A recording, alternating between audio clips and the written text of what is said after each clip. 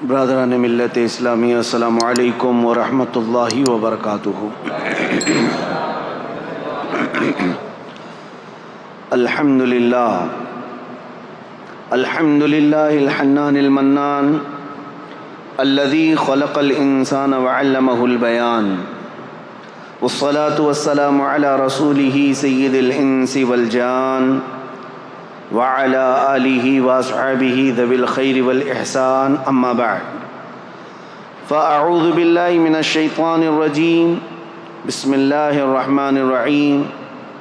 ان الدین عند اللہ الاسلام، وقال اللہ تعالی فی مقام آخر، ومن يبتغ غیر الاسلام دینا فلن يقبل منه وهو في الآخرة من الخاسرین۔ صدق اللہ مولانا العظیم۔ بارگاہ رسالت معاب صلی اللہ تعالی علیہ وسلم میں درود پاک کا ہدیہ پیش کریں۔ اللہم صلی علی سیدنا و مولانا محمد معدن الجود والکرم وآلہ واصحابہ الکرام وابنہ الکریم وبارک وسلم صلاۃ دائمۃ سرمدا ابدا۔ عزیزان گرامی وقار، اسلامی نیا سال شروع ہو چکا ہے۔ آج پہلا دن گزرا اور وہ بہار کی موسم جس میں اہل سنت و جماعت کا یہ طرح امتیاز ہے، ہمارا ایک دستور رہا ہے، محرم کے ان دنوں میں ہم اپنے اسلاف کی قربانیوں کو یاد کرتے ہیں، اور قربانیوں کی یاد اس لیے کی جاتی ہے کہ بچوں میں قربانی دینے کا جذبہ بھی بیدار رہے۔ دنیا بزدلوں کی کہانی سناتی ہے، لیکن ہم اہل محبت الحمدللہ مجاہدین کی کہانیاں سناتے ہیں۔ ہمارے ہر بچے کو ہم کربلا کی داستان سناتے ہیں، اس لیے نہیں کہ وہ سینہ ٹھوکے، سینہ مارے، ماتم کرے اور روئے دھوئے بس اسی پر ختم کرے، نہیں۔ حسین اعظم کی داستان کربلا ہم اس لیے سناتے ہیں کہ بجھا ہوا دل بھی ہو تو وہ زندہ میدان میں آ جائے، وہ مجاہد بن جائے۔ اللہ کریم ہمارے ان اسلاف کی قربانیوں کے صدقے ہم سب کو اس دین اسلام کا مجاہد بنائے۔ میں بغیر کسی تاخیر کے آج عرض کرتا ہوں کہ ہم نے عنوان چنا تھا تاریخ اسلام اور کربلا کی حقیقت۔ انشاءاللہ العزیز کربلا تک ہم بعد میں آئیں گے، اس سے پہلے ہم شروع سے چلتے ہیں۔ دین اسلام کس کو کہتے ہیں اور اسلام ہی کیوں، اور اسلام کے متعلق جو اعتراضات لوگوں کے، کفار و مشرکین کے چھوڑے ہوئے ہیں، شکوک و شبہات ہیں، اس پر ہم تھوڑی سی بات کر لیں گے۔ اس کے بعد پھر یہ اسلام کا سفر جو چلا ہے، اس سفر کو ہم لے کر کے چلیں گے کربلا کے میدان تک انشاءاللہ العزیز۔ میں اپنے مطالعے اور اپنے علم کی روشنی میں جتنا ہو سکے حتی الامکان تاریخ کے سچائیوں کو آپ کے سامنے رکھنے کی کوشش کروں گا۔ اس کی وجہ بھی یہ ہے کہ محرم کے ان 10 روزہ مجالس کے بہانے ہماری نئی جنریشن الحمدللہ وہ تاریخ اسلام سے واقف ہو جائے۔ ہر ایک کو ہونا یہی چاہیے کہ اس کو اپنے دین کی تاریخ معلوم ہو۔ ابھی تمہارا برتھ ڈے جس طرح سے یاد ہے، تمہیں نیند میں اٹھا کر کے بھی پوچھیں تو آپ کو پتہ ہے کہ تمہارا ڈیٹ آف برتھ کیا ہے، اس لیے کہ ہر سال مناتے ہو، یا اپنی پیدائش کی تاریخ ہر کوئی یاد رکھتا ہے۔ میرے عزیزو، یہ تو پرانی چیز ہے، جب تم پیدا ہوئے تھے زمانہ گزر چکا ہے، اب تو تم جوان ہوئے اور کچھ تو بوڑھے ہو گئے، لیکن ان کو ڈیٹ آف برتھ یاد ہے۔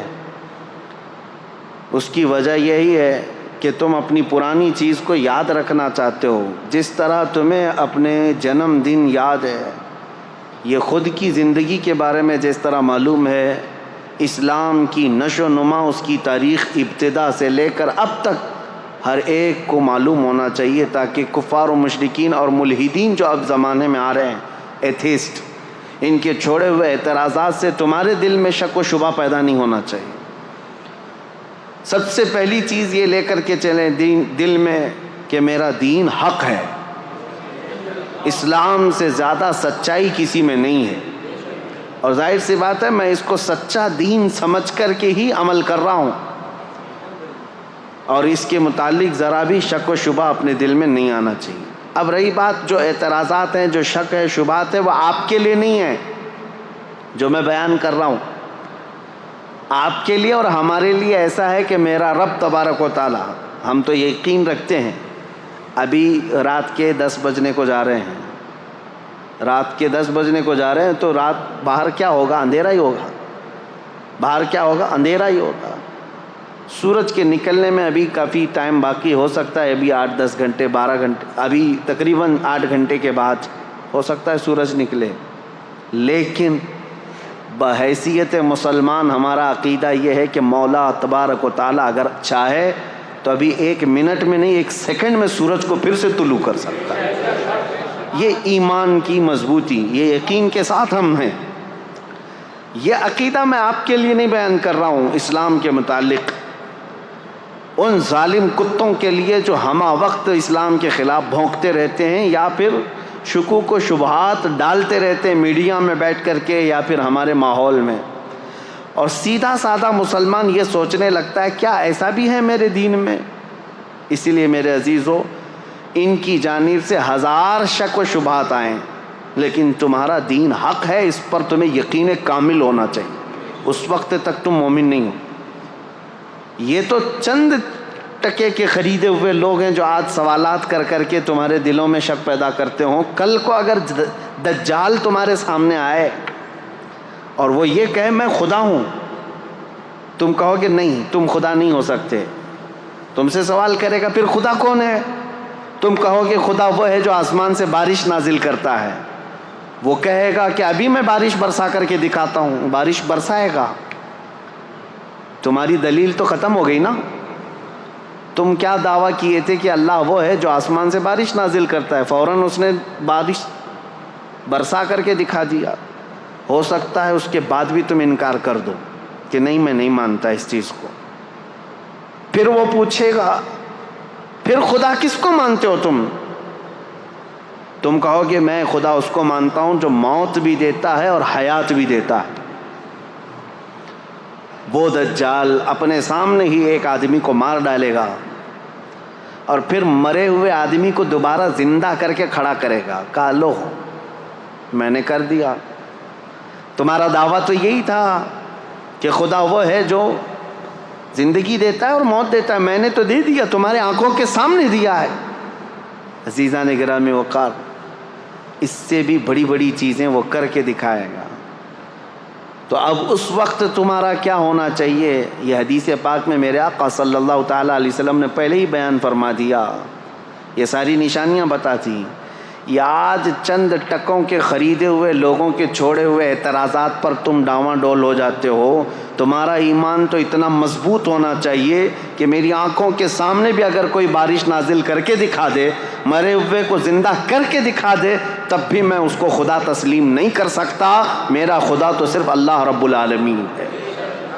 اتنا یقین رکھو کہ ظاہری حالات دیکھ کر کے تمہیں ڈاواں ڈول نہیں ہونا ہے، ورنہ ہزاروں کی تعداد میں صرف دجال کے پیچھے ہی کافر ہو جائیں گے۔ آج میں اس مضبوطی کے ساتھ تمہارے سامنے آیا ہوں کہ تمہارے دلوں میں اسلام اور تمہارے ایمان کی دولت اتنی راسخ ہو جائے، اتنی مضبوط ہو جائے کہ یہ چھوڑے ہوئے اعتراضات اور شکوک و شبہات سے تم ڈگمگ نہیں ہونا، کبھی ادھر ادھر تزلزل کے شکار نہ ہو۔ سب سے پہلی چیز، اسلام کی تاریخ پر ہم آج گفتگو کر رہے ہیں، تو اسلام ایک دین کیا ہوتا ہے؟ فطرت ہے انسان کے اندر، وہ کسی نہ کسی دین سے وابستہ ہے۔ یہ جو ایتھیسٹ اپنے آپ کو کہتے ہیں نا، ہم کسی بھی دین کو نہیں مانتے، ہم کسی بھی دین کو نہیں مانتے۔ کچھ لوگ ہیں ایتھیسٹ جن کو ہم ملحد کہتے ہیں، اور ہندی میں جو ہے ناستک کہتے ہیں، جو کسی خدا کو نہیں مانتے، کسی دھرم کو نہیں مانتے۔ میں چیلنج کے ساتھ کہتا ہوں کہ وہ ثابت کر کے دکھائے، دنیا میں جی کر کے دکھائے کہ وہ کسی بھی دین پر نہیں چلتا۔ اس کا چلنا پھرنا اٹھنا بیٹھنا کچھ نہ کچھ قوانین ایسے ہیں جو کسی نہ کسی دین سے ملتے جلتے ہیں، خود سے کچھ نہیں کرتا، کسی دین سے ہی لیا ہوا ہے۔ بس یہ ہے کہ گالیاں دیتا ہے دین کو لیکن عمل کرتا ہے۔ کوئی انسان دھرتی پر ایسا نہیں ہے جس کے دل کے اندر فطرت میں یہ نہ ہو کہ وہ کسی نہ کسی دین سے تعلق رکھتا ہے۔ دین سے تعلق رکھنا یہ انسان کی فطرت میں شامل ہے، پیدائشی ہے۔ اور سب سے پہلا دین جو اس دھرتی پر آیا ہے وہ وہی ہوگا جو پہلے انسان کے ساتھ آیا ہوگا۔ اگر ہم بعد میں آئے ہیں اور بعد کے ہوں گے ہم ایک نیا دین لے کر کے آئے ہیں تو ہم کو اس کو ڈیفائن کرنے کے لیے، اس کو لوگوں کے سامنے اچھی طرح سے ایکسپلین کرنے کے لیے الگ الگ دلیلیں لانی پڑتی۔ ہم تو کہہ رہے ہیں روئے زمین پر پہلا انسان جو آیا، وہ جو دین لے کر کے آیا تھا وہ دین اسلام ہی تھا، وہ دین اسلام۔ اب اسلام کا سفر اس دن سے چل رہا ہے جس دن انسان نے دھرتی پر قدم رکھا ہے۔ سیدنا آدم علی نبینا علیہ الصلاۃ والتسلیم۔ دین ایک ہے، عقیدہ ایک ہے۔ 1,24,000 کم و بیش نبی اس دنیا میں آئے، سب کا عقیدہ ایک، دین ایک، بس شریعتیں بدلتی رہیں گی، لا چینج ہوتے رہیں۔ لا کے چینج ہونے سے پورے دین اور عقیدے کے چینج ہونا یہ ضروری نہیں ہوتا۔ آدم علیہ السلام کا عقیدہ کیا تھا؟ اللہ ایک ہے۔ نوح علیہ السلام کا عقیدہ کیا تھا؟ اللہ۔ ابراہیم علیہ السلام، اسماعیل علیہ السلام کا عقیدہ کیا تھا؟ اللہ۔ سب نبیوں کا عقیدے میں کوئی فرق نہیں ہے، عقیدے میں کوئی فرق نہیں۔ سارے نبیوں کا عقیدہ تھا فرشتے موجود ہیں، سارے نبیوں کا ایمان تھا، عقیدہ تھا کہ قیامت کا دن قائم ہونے والا ہے، آخرت پر۔ سب ان معاملات میں کوئی فرق نہیں۔ دین اسلام کی جو بنیاد ہے وہ آدم علیہ السلام سے ہے۔ اب لا جو ہیں، لا کہتے ہیں قوانین انسانوں کے جیسے جیسے بدلتے جاتے ہیں حالات، قانون بدلتے جاتے ہیں۔ ارے میاں ہم تو ابھی 10 سال کے اندر اتنے امینڈمنٹ دیکھ چکے پارلیمنٹ کے اندر۔ قانون امینڈمنٹ کیا ہوتا ہے؟ یہ سنشودھن جو ابھی لا کر کے پوری ہندوستان کو نچایا گیا کہ ہم اس میں ترمیم لا رہے ہیں۔ ترمیم کہتے ہیں قانون جو پہلے سے بنا ہوا ہے اس میں رد و بدل کیا جاتا ہے، پہلے یہ تھا اب یہ ہے۔ یہ ہر ملک میں ہر پارلیمنٹ میں ہوتا ہے، چند سالوں کے بعد انسانوں کے یہ جو بل پاس ہوتے ہیں کیا ہوتے ہیں؟ لا تو پہلے سے یہاں پر بنے ہوئے 1950 سے ہمارے ملک میں، لیکن ابھی بھی ہر سال پارلیمنٹ میں کوئی بل پاس ہوتا ہے، کوئی نیا قانون آتا ہے۔ پہلے ٹیکس الگ تھا، اب ٹیکس الگ ہو گیا۔ یہ جو لا چینج ہوتے جاتے ہیں، اس سے کیا یہ فرق پڑتا ہے کہ پہلے آپ ہندوستانی تھے اب ہندوستانی نہیں ہیں؟ فرق پڑتا ہے؟ نہیں فرق پڑتا ہے۔ آپ جس دیش کے رہنے والے تھے وہ کل بھی تھے آج بھی ہیں، لا آپ کے چینج ہوتے رہے ہیں۔ اسی طرح میرے عزیزو بنیاد اسلام کی وہی ہے جو آدم علیہ السلام لے کر کے آئے تھے، لیکن ہر زمانے میں انسانوں کی ضرورت کے اعتبار سے ان کے لا چینج ہوتے رہے۔ آدم علیہ السلام کی شریعت میں کچھ مسئلے الگ تھے، نوح علیہ السلام کی شریعت میں کچھ مسئلے الگ تھے، لیکن کسی بھی نبی کی شریعت میں یہ نہیں تھا کہ تم گائے کی پوجا کر سکتے ہو، تم بندر کی پوجا کر سکتے ہو۔ پھر کسی نبی کے اس میں آ گیا ہو کہ نہیں یہ فلاں کی پوجا کر سکتے ہو، نہیں، آدم علیہ السلام سے لے کر میرے نبی تک عبادت صرف اللہ رب العالمین کی، ایک خدا کی عبادت ہوتی رہی، اس میں کوئی فرق نہیں۔ تو اب میں تاریخ اسلام جو بتا رہا ہوں تو فخر سے کہو میرا دین وہی ہے جو دنیا کی شروع سے لے کر آج تک موجود ہے۔ جس دن آدم علیہ السلام روئے زمین پر آئے اسی دن اسلام بھی ساتھ میں آیا ہے، اسلام اسی دن ساتھ میں آیا۔ اب یہاں پر باتیں آتی ہیں کہ وہ دھرم بہت پرانا ہے، یہ دھرم بہت پرانا ہے، ان کو تو یہ تک پتہ ہی نہیں ہے۔ کبھی کہتے ہیں 50 لاکھ سال پرانا ہے، کبھی کہتے ہیں کوئی 40 لاکھ سال پرانا ہے۔ یہ اٹکل پچھو ہے، دنیا 1 لاکھ سال پرانی ہے یا نہیں یہ ثابت نہیں کر پائیں گے۔ دنیا کو قائم ہوئے یعنی آدم علیہ السلام کو اس روئے زمین پر آئے ہوئے اور اب تک کتنا سال گزرا، یہ اب تک یہ بتا نہ سکیں گے کہ 1 لاکھ سال گزرے ہیں کہ 2 لاکھ، لیکن اٹکل پچھو مارے جاتے ہیں کہ ہمارا جو ماننے والا عقیدہ ہے یہ 50 لاکھ پرانا ہے۔ 50 लाख बोलो, ख्याली तो है पूरा धर्म, तो 50 लाख बोलो, 50 करोड़ बोलो, सब चलेगा, कोई मसला ही नहीं है, क्योंकि कहानी है, जितना भी बोल लो चलेगा। रियलिटी क्या है, हकीकत क्या है, तो फिर आपको हम तारीख़ के हिसाब से बताएंगे। मेरा दीन उस दिन से है जिस दिन आदम अलैहिस्सलाम ज़मीन पर तशरीफ़ लाए। अब उनके मुतालिक ऐसा नहीं है कि सिर्फ दीन इस्लाम ही बोलता है, ईसाइयों की किताबों में भी आदम अलैहिस्सलाम का ज़िक्र है, यहूदियों की किताबों में भी आदम अलैहिस्सलाम का ज़िक्र है। ये दुनिया के बड़े बड़े जो मज़ाहिब माने जाते हैं, दीन माने जाते हैं, उन सब में भी आदम अलैहिस्सलाम का ज़िक्र मौजूद है, इसका इनकार नहीं कर सकते।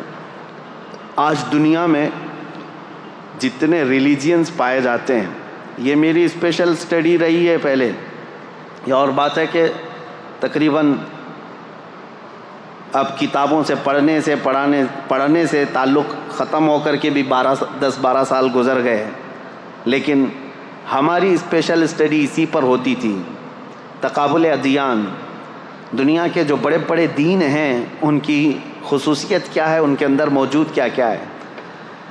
इस तरह से अगर मैं फ़र्क करके बताऊं तो सबसे ज़्यादा मेजॉरिटी में, अगर पूरी दुनिया में 100 दीन पाए जा रहे हैं, 100 दीन अगर पाए जा रहे हैं, तो उसमें से 85 से 90 दीन सिर्फ हिंदुस्तान में हैं, बाकी पूरी दुनिया में। यानी परसेंटेज के एतबार से सबसे ज़्यादा अलग अलग धर्म को मानने वाले ये सिर्फ बर्रे सग़ीर में पाए जाते हैं, बाकी पूरी दुनिया एक तरह है, अलग है। पूरे चाइना का पहले से जो दीन रहा था, कन्फ्यूशियस, वहाँ पर एक बहुत पुराना दीन, ईसा अलैहिस्सलाम से 700 साल पहले। फिर बुद्धिज़्म, ये भी हज़रत ईसा अलैहिस्सलाम से तकरीबन 700-800 साल पहले से। और उसके बाद अफ्रीका के काले लोगों में बुत परस्ती थी, वसनिया उसको कहते हैं, उनके भी अलग अलग नाम हैं। उनके यहाँ एक अलग दीन पाया जाता था, और फिर उसके अलावा ईसाइयों का एक अपना दीन है, मज़हब है, और फिर यहूदियों का एक अलग, ज्यूज़ कहलाते हैं। इस तरह से ये पूरी दुनिया के हो गए। और फिर हम हिंदुस्तान में आते हैं तो हिंदू, जिनके धर्म का असल शब्द जो है सनातन है, हिंदू कौम को ये कहते हैं, हालांकि इनके धर्म का नाम नहीं है। अब इसमें भी बहुत सारे अलग शोबे हैं। जैन ये कहते हैं कि हम हिंदू नहीं हैं, सनातनी नहीं हैं। सनातन में भी जो है आर्य समाज एक अलग है, वो कुछ किताबों को नहीं मानते, ये कुछ किताबों को नहीं मानते, इनमें फ़र्क है अलग अलग। लेकिन बहरहाल एक तारीख़ मैं आपको बता रहा हूँ इन अदियान की, ये इसलिए मैं बता रहा हूँ कि इनमें से हर एक का दावा है कि हम इस्लाम से पुराने हैं, इसलिए मुझे बताना पड़ रहा है। यहूदी ज्यूज़ ये कहते हैं कि हम तो बहुत पुराने हैं। इब्राहीम खलीलुल्लाह अलैहिस्सलातु तस्लीम के बेटे हज़रत इसहाक़ अलैहिस्सलाम से लेकर के याकूब अलैहिस्सलाम के 12 बेटे थे, उनमें बड़े बेटे का नाम यहूदा था, वहाँ से यहूदी हैं, उनकी अपनी एक तारीख़ है। क्रिश्चियन जो है ईसाई हज़रत ईसा अलैहिस्सलाम के पैरोकार हैं, दुनिया में आज उनकी सबसे ज़्यादा तादाद मानी जाती है, मेजॉरिटी है। और उसके अलावा जो सनातनी हैं, आर्य समाज हैं, ये तो तारीख़ बताते भी नहीं। ये यहूदी तो तारीख़ बताते हैं कि ईसा अलैहिस्सलाम से इतने साल पहले के थे। बुद्धिज़्म के जो लोग हैं, बुद्धिस्ट, उनके भी यहाँ तारीख़ है, गौतम बुद्ध के पैदाइश की तारीख़ या उनके ज़माने से वो लोग हैं। और जो चाइना में कन्फ्यूशियस थे, उनकी भी एक तारीख़ है। ये सब की एक तारीख़ है, लेकिन हिंदुओं के यहाँ सीधे 50 लाख साल पहले की तारीख़ है। अब वो हमको तो नहीं मालूम 50 लाख साल पहले या 60 लाख साल पहले, बहरहाल। लेकिन मैं ये सारी बातें इसलिए कह रहा हूँ कि इन सब का दावा है कि इस्लाम से हम पहले हैं, और इस्लाम को ये लोग ये समझते हैं कि मोहम्मद अरबी सल्लल्लाहु ताला अलैहि वसल्लम के बाद पूरी दुनिया में लाया गया। देखिए, इस्तेमाल के तौर पर हम ये बात कहते हैं, नबी करीम सल्लल्लाहु ताला अलैहि वसल्लम ने यकीनन इस्लाम को पूरी दुनिया में फैलाया, बल्कि ये हकीकी रसूल मेरे आका सल्लल्लाहु अलैहि वसल्लम इस्लाम के ख़ातम हैं, آخری رسول ہیں، دین حضور پر آ کر کمپلیٹ ہو گیا، لیکن دین اسلام کا لفظ قرآن پاک میں موجود ہے۔ حضرت موسیٰ علیہ السلام نے بھی فرمایا، جن کی ترجمانی اللہ تبارک و تعالیٰ نے قرآن میں فرمایا ہے کہ موسیٰ علیہ السلام نے فرمایا وَأَنَا أَوَّلُ الْمُسْلِمِينَ، میں سب سے پہلا مسلمان ہوں گا۔ اسلام کا لفظ جو ہے حضرت موسیٰ علیہ السلام سے ہے، حضرت ابراہیم علیہ السلام سے، کئی نبیوں سے یہ ہے۔ تو اسلام جو ہے آدم علیہ السلام سے چلا ہے عقیدے کے اعتبار سے۔ اب ہم جس اسلام کی بات کر رہے ہیں پوری دنیا میں، یہ لوگ جس کو اسلام ٹارگٹ پر رکھتے ہیں وہ ہمارا یہی دین ہے جو میرے آقا صلی اللہ تعالیٰ علیہ وسلم پر آ کر کمپلیٹ ہو گیا۔ اب کمپلیٹ جس کے ساتھ ہوا ہے یقیناً وہ ہمارے رسول ہیں۔ میرے آقا صلی اللہ تعالیٰ علیہ وسلم آخری رسول ہیں، ہمارے آقا و مولا، بلکہ کل کائنات کے وہ مرجع اور محور ہیں۔ یہ سب عقیدہ ہمارا ہے۔ اب سوال یہ ہوتا ہے کہ جب ہم یہ تاریخ بتاتے ہیں تو ان کو سوال کرنے کا پہلے ہی حق نہیں ہونا چاہیے جو یہ کہتے ہیں اسلام کو ہی کیوں فالو کریں۔ اس سوال کا جواب میں بتاتا ہوں۔ پہلے ہی میں نے بتا دیا تھا، چھوڑو سارے جھگڑے چھوڑ دو، اس کو فالو کریں اس کو فالو کریں۔ میں نے تو تاریخ بتا دیا، پوری کائنات کا باپ جو سب سے پہلے انسان ہے وہ آدم علیہ السلام ہے۔ آؤ ہم اور آپ اپنے باپ کے دین پر قائم ہو جاتے ہیں اور وہ دین اسلام ہے، وہ دین اسلام ہے، آدم علیہ الصلاۃ والتسلیم۔ لیکن ایک بات یاد رکھنا، آدم علیہ السلام کے لا، ان کی شریعت اب نہیں ہے، ان کا عقیدہ، ان کی بنیادیں، وہ دین موجود ہے، لیکن ساتھ میں آدم علیہ السلام کو اگر مانتے ہو، چلو آ کر کے اس پر یہ بھی ماننا ہوگا کہ سیدنا آدم علیہ الصلاۃ والتسلیم جنت سے دنیا میں بھیجے گئے تھے، 300 سال روتے رہے اللہ تبارک و تعالیٰ کی بارگاہ میں، اور پھر وہ ایک دن آیا جب اللہ نے ایک کلمہ ان کو القا فرمایا، اور پھر اس کلمے کے ذریعے سے آدم علیہ السلام کی توبہ قبول ہوئی۔ اور حدیثوں میں بعض تفاسیر میں یہ فرمایا گیا، آدم علیہ السلام نے اللہ کریم کی بارگاہ میں یہ پیش کیا تھا، عرض کیا تھا کہ اے مولا، جو تیرا سب سے حبیب نبی ہے محمد، اس کے واسطے وسیلے سے میری دعا قبول فرما۔ رب تعالیٰ نے آدم علیہ الصلاۃ والتسلیم کی دعا قبول فرمائی تھی۔ تو آج یہ بھی تسلیم کرو کہ آدم علیہ السلام کے اگر دین پر ہوں گے تو اس آدم علیہ السلام نے میرے نبی کے وسیلے سے اللہ کی بارگاہ میں دعا کی ہے، تو یقیناً وہ اکمل و اتم رسول ہیں جو اللہ کے محبوب ہیں، اور ان کا دین ہی سچا دین ہے۔ اب میں بتاتا ہوں دین اسلام کی ہی پیروی کیوں کرنی چاہیے۔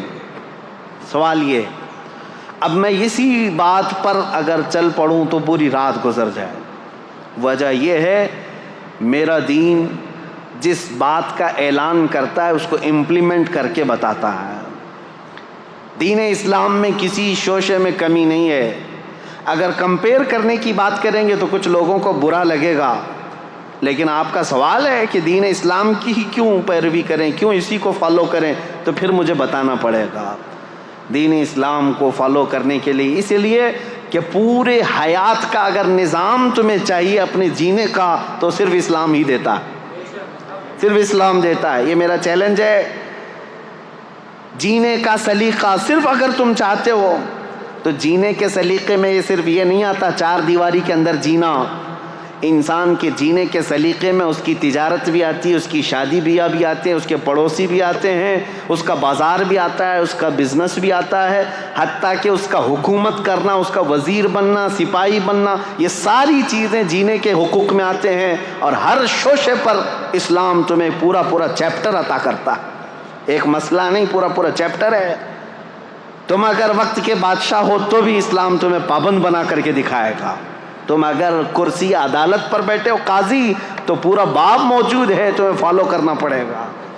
تم اگر کسی اسکول کے ٹیچر ہو تو اسلام تمہیں اس کے بھی اسلوب بتائے گا۔ آج میرے عزیزو میں آپ کو بتاؤں، 1400 سال پہلے جب لا تھے ہی نہیں، بادشاہوں کے رول چلتے تھے، بادشاہوں کے قانون چلتے تھے۔ جو بادشاہ کے وہ رات میں خواب آ گیا وہ صبح قانون بن گیا۔ نہ پارلیمنٹ میں پاس کرانے کی ضرورت تھی، کچھ نہیں، بادشاہ کہہ دیا آج سے یہ قانون وہ قانون۔ اسلام نے سب سے پہلے یہ دنیا میں قوانین پیش کیے کہ نہیں، حکومت بھی چلے گی تو لا کے ذریعے سے چلے گی، اور اس لا کے اندر وقت کا خلیفہ بھی داخل ہوگا، وہ بھی شامل ہوگا، قانون اس کے اوپر بھی ہوں گے، کسی ایک کے اوپر نہیں ہے۔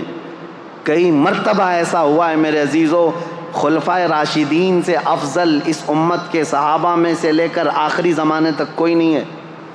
نبیوں کے بعد خلفائے راشدین سب سے افضل لوگ ہیں، لیکن کئی مرتبہ ایسا ہوا ہے کہ حضرت عمر فاروق رضی اللہ تعالیٰ، حضرت علی کرم اللہ وجہہ الکریم عدالت میں حاضر ہوئے قاضی کے سامنے، وہ خلیفہ ہوتے ہوئے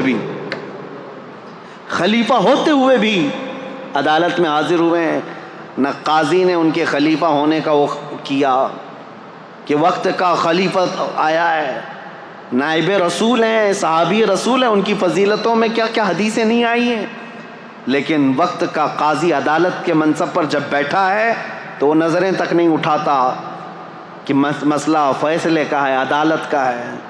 عزیزان گرامی اوقات، اسلام کی یہ خوبیاں ہیں جس کی وجہ سے ہم کہتے ہیں فالو کرنے کے لائق صرف اسلام ہے۔ یہ دین مکمل ہے، انکمپلیٹ نہیں ہے، کمپلیٹ دین ہے۔ لاؤ تم زندگی کا جو بھی شعبہ، میں بتاتا ہوں اسلام کے ذریعے سے اس کے متعلق کیا حل ہے۔ کہیں دوسری جگہ ہم نے دیکھا ہے یا تو عورتوں کے حقوق نہیں ملتے ہیں، کہیں بچوں کے حقوق نہیں ملتے، کہیں شادی کے مسائل نہیں ملتے، کہیں تجارت کے مسائل نہیں ملتے، کہیں جرائم کے متعلق باتیں نہیں ملتی۔ آج میں آپ کو بتاؤں اسلام کی خوبیاں۔ ایک ڈاکٹر ہے امریکن، وہ ابھی اسلام قبول کر چکی ہیں، لیڈی ڈاکٹر ہے، انہوں نے کہا میں نے بہت پڑھائی کی، دیکھا بہت سارا فرق یہ ہے کہ برائیوں سے ہر دین روکتا ہے، ہر مذہب روکتا ہے، بلکہ آج کے قوانین بھی روکتے ہیں، لیکن ان کے اندر دگلا پن ہے۔ صاف صاف میں بتا رہا ہوں، شراب اچھی چیز نہیں ہے، سارے لوگ کہتے ہیں، صحیح بات ہے، سارے لوگ کہتے ہیں۔ قانون کئی کنٹریز میں ہیں، شراب پی کر کے کچھ بھی کرے گا تو ظاہر سی بات ہے اس پر پکڑ بھی ہوتی ہے۔ جگہ جگہ روڈ پر ہم دیکھتے ہیں ڈونٹ ڈرنک اینڈ ڈرائیو، شراب پی کر کے گاڑی مت چلاؤ۔ کیوں میاں، کیا ہوتا ہے شراب پی کر؟ ارے یہ پولیس والے تو گھس گھس کر کے منہ سونکھتے رہتے ہیں کہ شراب پیا ہے کہ نہیں ہے، رات کو ان کی ڈیوٹی رہتی ہے شراب پیا ہے کہ نہیں، ہر ایک کا منہ چیک کرتے رہے۔ کیوں؟ قانون کے خلاف ہے، اور گاڑی اگر چلا رہا ہے شراب پی کر کے ٹھوکے گا، کسی کو مارے گا، خود بھی مرے گا، دوسرے کی بھی جان کو خطرے میں ڈالے گا۔ یہی مسائل ہے نا۔ ہم سوال یہ کرتے ہیں جب یہ اتنی خطرناک چیز ہے کہ کبھی بھی ایکسیڈنٹ کرتا ہے آدمی، کبھی بھی ایکسیڈنٹ کرتا ہے، کسی کو مار سکتا ہے، بلکہ پی کر کے جائے اور سیف ڈرائیونگ کر کے بھی جائے تو جا کے گھر میں بیوی کو تو مارتا ہی ہے، گھر میں پتہ نہیں کیا کیا کرتا ہے۔ کہا یہ تو ہوتا ہے، ہم نے کہا یہ سب لکھ کر کے لگاتے آپ ہو ڈونٹ ڈرنک اینڈ ڈرائیو، لیکن ہمیں یہ بتاؤ کہ اس کو پینے کی جگہ کہاں ہوتی ہے اور اس کو پلانے والے کو لائسنس کون دیتا ہے؟ کوئی ایک بھی شراب کی دکان کیا حکومت کی پرمیشن کے بغیر علل اعلان چلائے جا سکتی ہے؟ نہیں میاں، ایک طرف تم خود ہی لائسنس بانٹتے ہو کہ شراب بیچو، اور اس کے بعد پھر لوگوں کو پابندی بھی لگاتے ہو پینا نہیں۔ یہ دغلا پن، اس کو ایک امریکن ڈاکٹر نے کہا میں نے دنیا بھر میں یہ دیکھا، اب آؤ اسلام میں۔ میرے آقا صلی اللہ تعالیٰ علیہ وسلم نے جب شراب کی حرمت کا حکم فرمایا کہ شراب حرام ہو گئی تو ایک قبیلہ حضور کے پاس آیا تھا، انہوں نے پوچھا اے اللہ کے نبی صلی اللہ علیہ وسلم آپ ہمیں کن کن چیزوں سے روکتے ہیں؟ میرے آقا صلی اللہ تعالیٰ علیہ وسلم نے 4 چیزوں سے ان کو منع کیا تھا۔ وہ 4 چیزیں کیا تھیں بتاؤں میں آپ کو؟ یہ صحیح حدیث ہے، بخاری شریف میں موجود ہے۔ نبی کریم صلی اللہ تعالیٰ علیہ وسلم نے فرمایا جو 4 آلے ہوتے تھے شراب پینے کے، کوئی ایک کدو کو کاٹ کر کے بیچ میں سے اس کا پورا ایک مٹکا بنا دیتے تھے، اور ایک لکڑی کا گلاس ہوا کرتا تھا، یا پھر ایک پرانے زمانے میں کسی پھل کا ایک برتن بنایا جاتا تھا، اس میں شراب ڈال کر کے لوگ پیتے تھے تو نشہ زیادہ آتا تھا، اور عربوں کے یہاں 50 سال پرانی شراب پی جاتی تھی۔ نبی کریم صلی اللہ تعالیٰ علیہ وسلم نے شراب کے حرام ہونے کا حکم تو دیا، ساتھ میں یہ فرمایا وہ مٹکا بھی توڑو، وہ گلاس بھی توڑو اور وہ برتن بھی توڑو، ان سب چیزوں کو ختم کرو۔ اب کبھی حکمت سوچو میرے عزیزو، شراب حرام ہو گئی، یہ پیالے کیوں حرام ہوئے؟ اس لیے کہ ان پیالوں کو دیکھ کر پینے والے کو پھر سے وہ شراب کی یاد نہ آ جائے۔ اسلام جڑ پر انگلی رکھتا ہے، اسلام بنیاد پر انگلی رکھتا ہے، یہ نہیں کہ اب تم پی کر کے آؤ تو بعد میں دیکھیں گے علاج کیا جائے گا۔ آج اسلام کی خوبیوں کے بارے میں، عصمت دری کے معاملات کتنے تیزی سے بڑھے ہیں پتہ ہے؟ آج کی رپورٹ میں آج ہی کی بات بتا رہا ہوں، USA کی رپورٹ میں، امریکہ کے پورے حصے میں پر ڈے 1700 لڑکیاں ریپ کا شکار ہوتی ہیں۔ یہ وہ ہیں جو ریکارڈ میں آتی ہیں، اور ریکارڈ میں جو آتی ہیں وہ 1/3 ہوتی ہیں، باقی تو ویسی ہے۔ اور اس میں ہندوستان میں بھی بہت زیادہ لیول بڑا ہوا ہے ریپ۔ ہمارے ہاں تو آپ نے دیکھے اس پر کتنے احتجاجات ہوئے ہیں، چھوٹی عمر کے نابالغ لڑکوں کو جو حکومت کی نظر میں، ان لوگوں کے ذریعے سے بھی 16 سال کا 15 سال کا لڑکا شراب پی کر کے کسی لڑکی کو اچانک اٹھا لیا، 3-4 درندوں نے مل کر کے اس کی عصمت لوٹ لی، عزت لوٹ لی اور مار کر کے اس کو راستے پر پھینک دیا۔ یہ کتنے واقعات ہو رہے ہیں۔ اب اس پر بات 2-4 دن تک گرم رہتی، میڈیا میں چلتی ہے، لوگ سڑکوں پر آ جاتے ہیں، انصاف انصاف انصاف۔ میرے عزیزو، زنا ایک بہت سنگین جرم ہے۔ زنا پر اسلام نے جو پابندیاں لگائی ہیں وہ ہلکی نہیں ہیں، ہلکی نہیں۔ آپ میں سے کوئی بھی عزت والا، میں ان سے پوچھتا ہوں جو ہندو ہیں، جو کرسچن ہیں یا دوسرے دھرم والے، میں ان سے پوچھتا ہوں کیا تم اس بات کو پسند کرتے ہو کہ تمہاری بہن کو کوئی بھی اٹھا کر لے جائے اور اپنے بستر کی زینت بنائے؟ ہرگز نہیں پسند کرو گے، کوئی نہیں پسند کرتا اس بات کو۔ تمہاری ماں کو کوئی لے جائے، کوئی بہن کو لے جائے، کوئی بیٹی کو لے جائے، ہرگز تم بھی نہیں پسند کرتے۔ میرے دین کی خصوصیت یہ اپنی جگہ پر، میں ان سے پوچھتا ہوں تم پسند کرتے ہو؟ نہیں پسند کرتے۔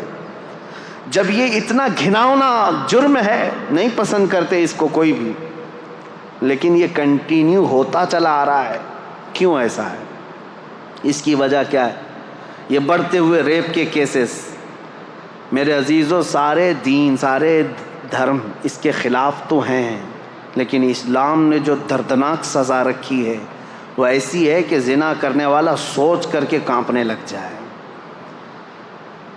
پورے سورہ نور کی شروعات اللہ تعالیٰ نے یوں فرمایا، سورۃ انزلناها وفرضناها وانزلنا فيها آیات بینات لعلکم تذکرون الزانیة والزانی فاجلدوا كل واحد منهما 100 جلدہ ولا تأخذكم بهما رأفة في دین اللہ ان کنتم تؤمنون باللہ والیوم الآخر وَلْيَشْهَدْ عَذَابَهُمَا طَائِفَةٌ مِّنَ الْمُؤْمِنِينَ۔ پوری آیت ہے، اللہ تعالیٰ فرماتا ہے زنا جس نے کیا، زنا کیا ہے؟ غیر قانونی کام کیا تم نے، شادی نہیں کیا تھا، ایک مرد اور ایک عورت، ان دونوں نے جسمانی تعلق قائم کیا، تو اللہ فرماتا ہے اگر یہ غیر شادی شدہ ہے، غیر شادی شدہ مطلب مرد بھی شادی شدہ نہیں تھا، عورت بھی شادی شدہ نہیں تھی، ان کی شادی کی بات نہیں ہو رہی، یہ پرسنل ان کے اپنے اپنے گھروں میں شادی شدہ اگر نہیں ہے تو ان کو 100 کوڑے مارو۔ کوڑا جو ہے نا وہ بیلٹ نہیں ہوتا ہے صرف، یا کوئی رسی کا نام نہیں، وہ چمڑے کا بیلٹ ہوا کرتا بڑا، ایک بار آج لگ جائے تو چمڑی ساتھ میں لگ کے آ جائے۔ 100 کوڑوں پر تو آدمی کی موت بھی ہو سکتی ہے، بلکہ قریب موت کی ہو جاتا ہے۔ اور اگر شادی شدہ ہے تو کہا گیا کہ پتھروں سے اس کو ہلاک کر دیا جائے گا، سنسار۔ اس کو لوگ مذاق میں لیتے ہیں۔ آج وہ لوگ یہ کہتے ہیں اتنا خطرناک کہ کسی کو مار دیا جائے گا۔ ہم نے ان سے پوچھا جن کی بیٹیوں کا ریپ ہوا ہے، ان سے پوچھو معلوم کرو، تو وہ کہتے ہیں نہیں، جو ریپسٹ ہے وہ اگر ہمارے ہاتھ میں آ جائے تو اس کو جلا دیں، اس کو کاٹ دیں، اس کو مار دیں گے ہم۔ یہی فرق ہے تمہارے میں۔ اسلام ہر بیٹی کو اپنی بیٹی کی عزت دیتا ہے۔ ریپسٹ کو یہ جو دردناک سزا دی گئی، زانی کو، قرآن کی ترتیب سنیے، صرف اتنا ہی نہیں ہے کہ ان کو رجم کیا جائے گا یا کوڑے مارے جائیں گے، بلکہ اللہ تعالیٰ فرماتا ہے وَلَا تَأْخُذْكُمْ بِمَا رَأْفَةٌ فِي دِينِ اللَّهِ، ان دونوں کے بارے میں اللہ کے دین میں کے معاملات میں ذرا برابر بھی نرمی مت کرنا، اللہ کا حکم ہے یہ۔ اور پھر اس کے آگے تیسرا حکم یہ ہے وَلْيَشْهَدْ عَذَابَهُمَا طَائِفَةٌ مِّنَ الْمُؤْمِنِينَ، ایسا نہیں کہ تنہائی میں کہیں کسی روم میں لے جا کر کے مار دو ان دونوں کو۔ اللہ فرما رہا ہے ان کی سزا پر سارے مومنوں کو جمع کرو، سب کے سامنے سزا ہوگی۔ یہ سزا اتنی دردناک ہوتی ہے میرے عزیزوں کہ انسان سوچنے سے بھی کانپنے لگ جاتا ہے۔ یہی تو وجہ تھی کہ اسلام نے جڑ پر پابندی لگائی۔ اب میں آپ کو بتاتا ہوں یہ بڑا گناہ ہے، بڑی سزا ہے، وہاں تک پہنچے ہی کیوں؟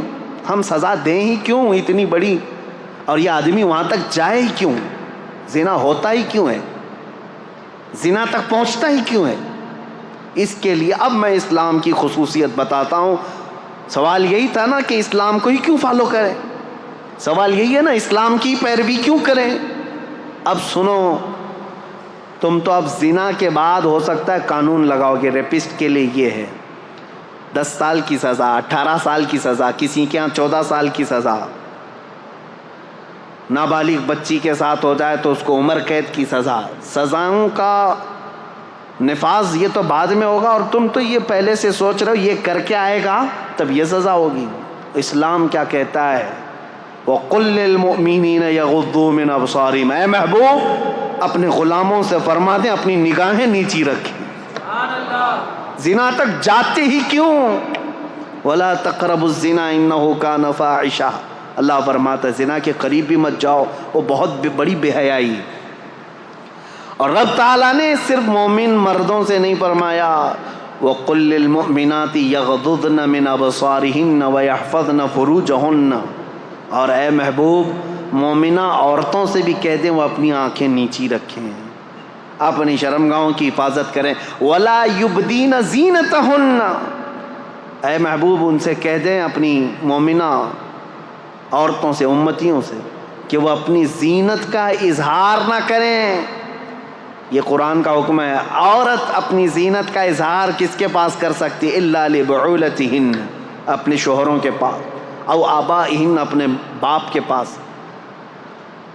یہ جن لوگوں کا ذکر آیا ہے قرآن میں ان کے سامنے، اپنے بیٹوں کے سامنے، اپنے بھانجوں کے سامنے، اپنے بھتیجوں کے سامنے، بس ان کے علاوہ کسی کے سامنے عورت اپنی زینت کا اظہار نہ کرے۔ اب مجھے بتاؤ اسلام نے کہاں روک لگائی ہے؟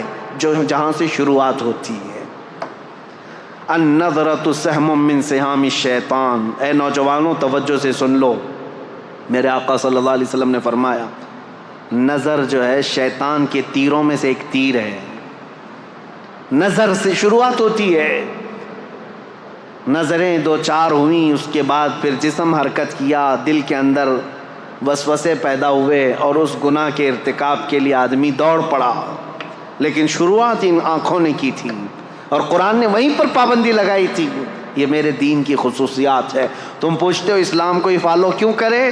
یہ جرائم کو، کرائم کو ایسے روکتا ہے جہاں سے اس کی شروعات ہوتی ہے۔ جہاں چشمہ پھوٹنے والا ہے وہیں پر بند باندھ دو، پانی بہہ جانے کے بعد گٹر بند کرنے سے کچھ نہیں ہونا۔ جہاں سے سوتا پھوٹا ہے اسی کو روکنا ہے۔ اسلام وہاں پر بند باندھتا ہے، نظروں کو نیچی رکھو۔ چوری پھر بھی گھٹتی نہیں آج، چوری کا آپ یہ دیکھیں ریشو تو کم نہیں ہوا ہے، بڑھتا ہی جا رہا ہے۔ چوروں سے کیسے چھٹکارا حاصل کریں؟ اسلام نے اس کے لیے بھی حل بتایا۔